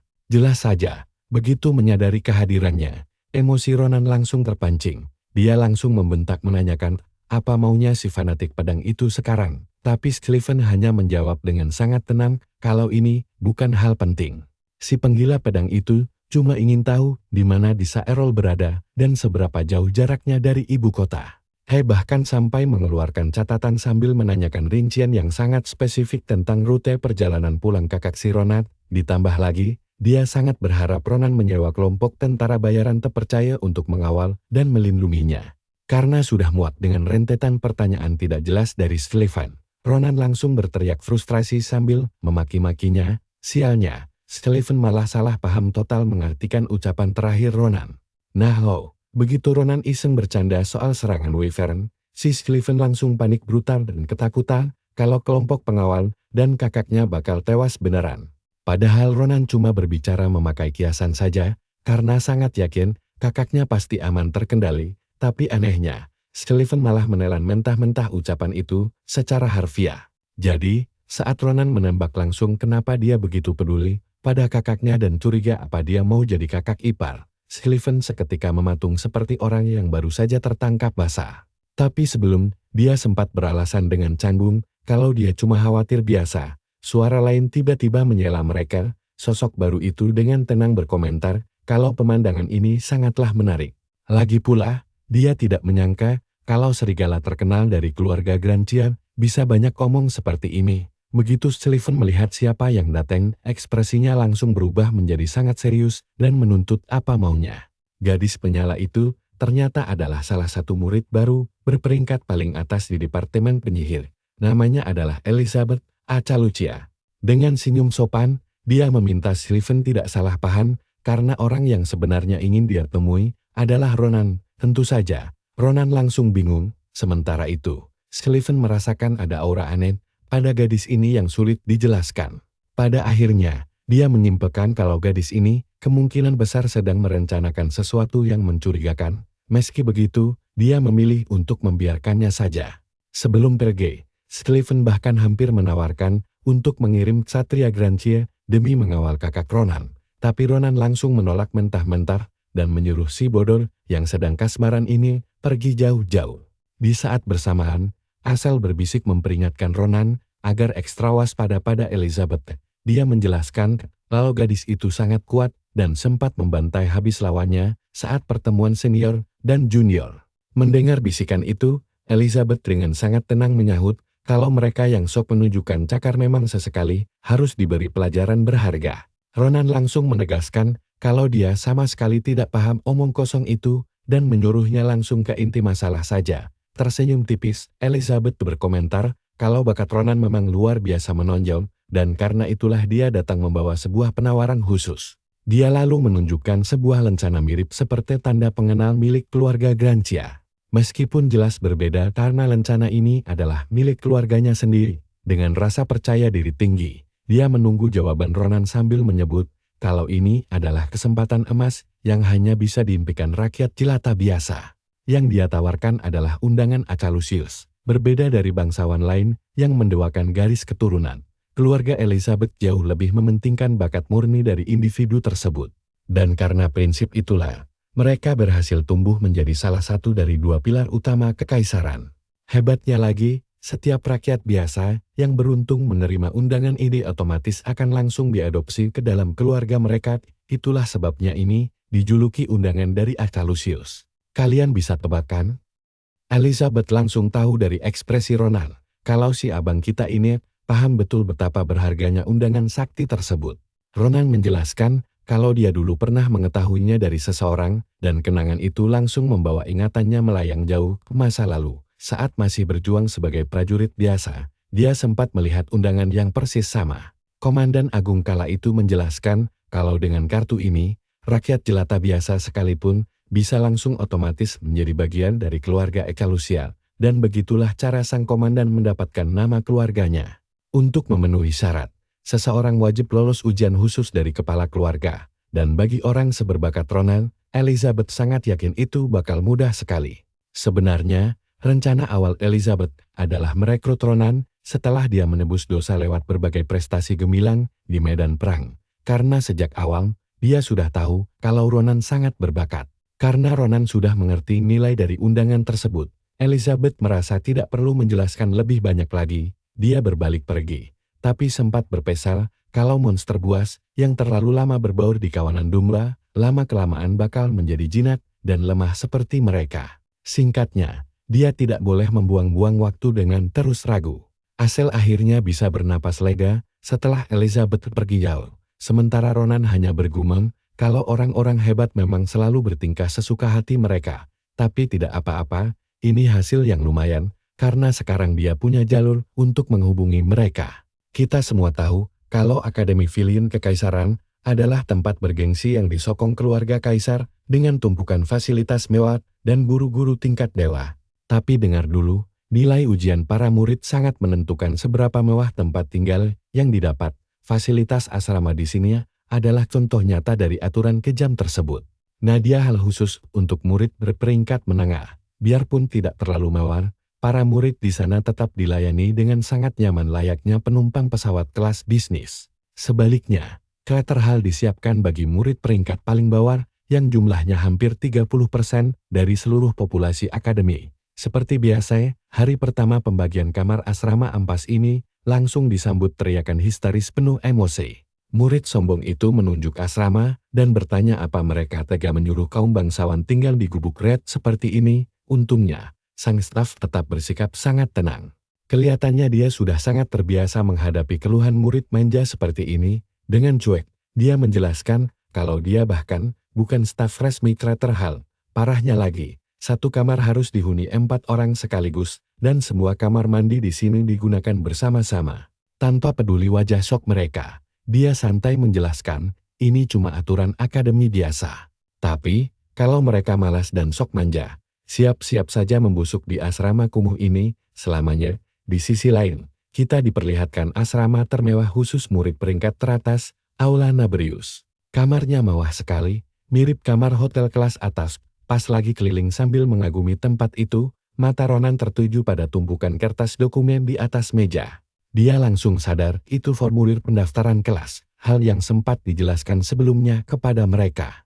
Ronan tahu betul kalau mengatur jadwal di tahun pertama itu krusial, dan mengambil terlalu banyak kelas biasanya berujung buruk, tapi anehnya, setelah paham risikonya, dia malah nekat mendaftar ke banyak kelas sekaligus. Ya mumpung sudah di akademi, kenapa tidak dimanfaatkan saja semua kelas yang dia inginkan? Keesokan harinya di kelas pertama, Ronan langsung dihadang instruktur ilmu pedang dasar berwajah seram yang berkata kalau dia tidak boleh ikut belajar. Ronan tentu saja langsung bingung, melihat wajah paniknya. Sang instruktur malah tertawa santai dan bilang kalau dia cuma bercanda. Tapi, dia langsung menjelaskan kalau Ronan memang tidak perlu ikut kelas ini lagi, karena sudah menguasai teknik pedang dasar kekaisaran dengan sempurna.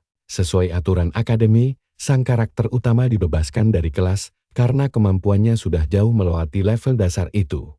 Ditambah lagi, keberadaan Ronan di kelas malah bikin murid lain minder. Instruktur dengan senang hati menyuruhnya pergi, walau tetap mengingatkan agar dia tidak sombong. Sialnya sore harinya, Ronan mulai bingung sendiri dengan apa yang terjadi. Ternyata, dia lolos ujian di semua kelas hari itu dengan sangat mudah, otomatis dia tidak perlu masuk kelas lagi.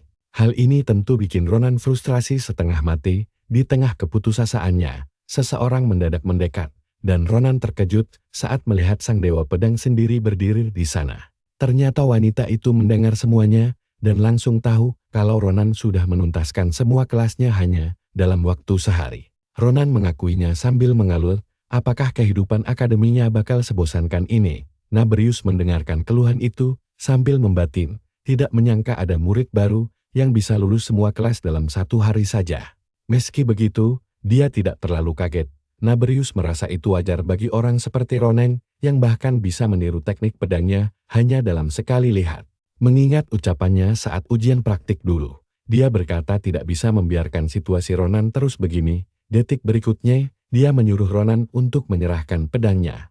Pemuda itu menurut saja meski dia bingung, tapi sedetik kemudian gila, sebuah ledakan energi melesat dan meledak hebat tepat di belakangnya. Rupanya sang dewa pedang cuma mengetes ketahanan senjatanya, dan ternyata cuma segitu batas kemampuan pedang itu. Nabrius menjelaskan kalau pedang Ronan bahkan tidak layak disebut senjata karena hanya akan menghambat potensinya.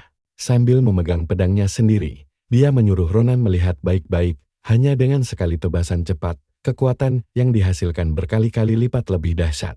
Padahal dia memakai pedang milik Ronan. Begitu menyarungkan kembali pedangnya, dia bertanya apa Ronan sudah paham kekurangannya sekarang. Ternyata, satu-satunya hal yang kurang dari dirinya hanyalah senjata yang layak. Selama ini Ronan menganggap pedang cuma barang sekali pakai, tapi pemikiran itu langsung hancur berantakan setelah dia melihat tebasan kilat dari dewa pedang tadi. Biarpun begitu, dia masih berusaha mencerna kejadian barusan. Dia tahu tebasan mereka sama, tapi entah kenapa kekuatan wanita itu jauh melampaui miliknya. Instruktur Nabrius lalu menjelaskan kalau satu helaan napas dan sedikit tenaga itu sama sekali tidak berguna di tengah pertarungan hidup dan mati. Dia juga menegaskan bahwa biarpun nanti Ronan akhirnya bisa menggunakan mana, dia tetap wajib mencari senjata yang mumpuni. Tentu saja hal ini dipahami betul oleh Ronan, mengingat sampai detik ini, dia memang belum bisa menggunakan mana. Saat Ronan bertanya sejak kapan dia tahu, Nabrius tidak menjawab langsung, dia malah memujinya, karena bisa melangkah sejauh ini hanya bermodalkan kekuatan fisik murni. Namun, dia yakin suatu hari nanti Ronan pasti bisa menggunakan mana, dan saat momen itu tiba, dia bakal butuh senjata yang benar-benar cocok agar kekuatannya bisa tersalurkan sempurna. Mendadak, dia menyuruh Ronan masuk kelasnya. Tentu saja Ronan langsung kaget setengah mati. Biasanya Nabrius hanya mengajar murid senior, tapi dia berjanji akan memberi pengecualian begitu Ronan mendapat senjata baru. Dan tanpa buang waktu, Ronan bersama teman-temannya kini sudah berdiri di depan sebuah toko besi. Tempat ini adalah rekomendasi langsung dari Sleven. Asel seakan tidak percaya kalau bangunan Riot di depan mereka adalah bengkel tempur. Maria pun setuju, karena tempatnya tampak sangat kumuh dan hampir roboh. Mereka pun mulai ragu dan bertanya apa Ronan yakin tidak salah alamat. Dengan mantap, Ronan meyakinkan mereka dan langsung mengajak masuk ke dalam. Maria langsung berkomentar kalau bagian dalamnya ternyata jauh lebih parah daripada luarnya. Di saat kesabaran Ronan mulai menipis, sesosok manusia binatang mendadak muncul dan mengeluh karena tempatnya jadi bising. Sambil melotot ke arah mereka, sang manusia serigala menuntut identitas mereka. Asel tentu langsung panik gemetaran saat monster itu menyuruh mereka menyebutkan urusannya. Pemuda itu tidak langsung menjawab karena masih syok melihat ada manusia serigala bekerja di bengkel senjata. Mulai kesal, si serigala membentak dan bertanya apa bocah-bocah ini tuli. Sebelum dia lanjut mengomen, Ronan menunjukkan lencana keluarga Granchier dan menjelaskan niat mereka mencari pedang. Si serigala pun langsung paham kalau mereka dikirim oleh Sleven. Tapi, dia mendadak diam sambil mengamati mereka satu persatu. Dia menyadari kalau semua orang di sana punya mana, kecuali Ronan sendiri. Mendengar itu, Ronan terkejut saat si serigala malah meragukan keaslian lencananya, bahkan bilang kalau asli pun, dia tidak peduli. Dengan ketus, monster itu menyuruh mereka pergi, karena mengira informasi rahasianya bocor. Gara-gara ucapan itu, emosi Ronan hampir saja meledak. Tapi tunggu dulu, si serigala tiba-tiba diam seperti mengingat sesuatu, lalu menyeringai licik dan menawarkan opsi lain yang mengerikan. Kembali salah mengira Asel sebagai perempuan. Si serigala menunjuknya dan meminta satu tangannya sebagai biaya masuk. Asel yang ketakutan setengah mati sampai ingin mengompol sambil memohon bantuan Ronan. Mendengar itu, Ronan langsung menyipitkan mata. Dia memperingatkan si manusia serigala kalau tindakannya barusan sudah benar-benar melewati batas. Tanpa ragu, Ronan menusukkan pedangnya ke dada si serigala hingga monster itu terpental beberapa meter. Dia tidak heran saat tahu si serigala memakai sirah tak terlihat, karena sudah merasakannya sejak awal. Sambil menatap tajam, Ronan menegaskan kalau keahlian utamanya adalah menghancurkan barang. Mendengar itu, si serigala akhirnya menyerang. Ternyata itu cuma ujian masuk. Saat Ronan bertanya apa maksudnya, si manusia serigala menjelaskan kalau itu hanyalah protokol biasa untuk menguji kemampuan orang yang baru ditemui. Dengan tanpa rasa bersalah, dia berdalih cuma menjalankan tugas sekaligus ingin mengetes kekuatan sirah miliknya.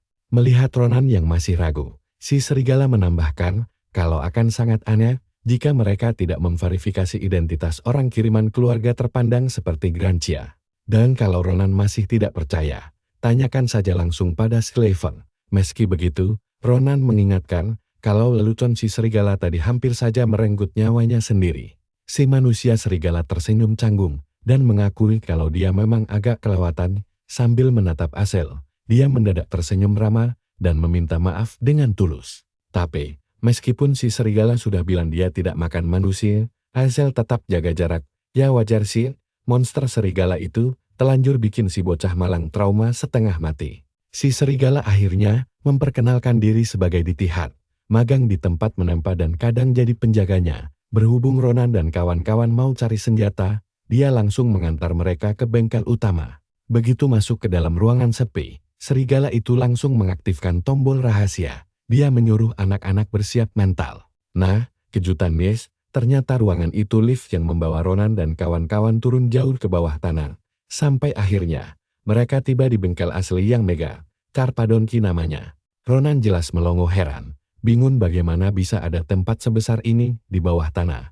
Ditihan menyuruhnya jangan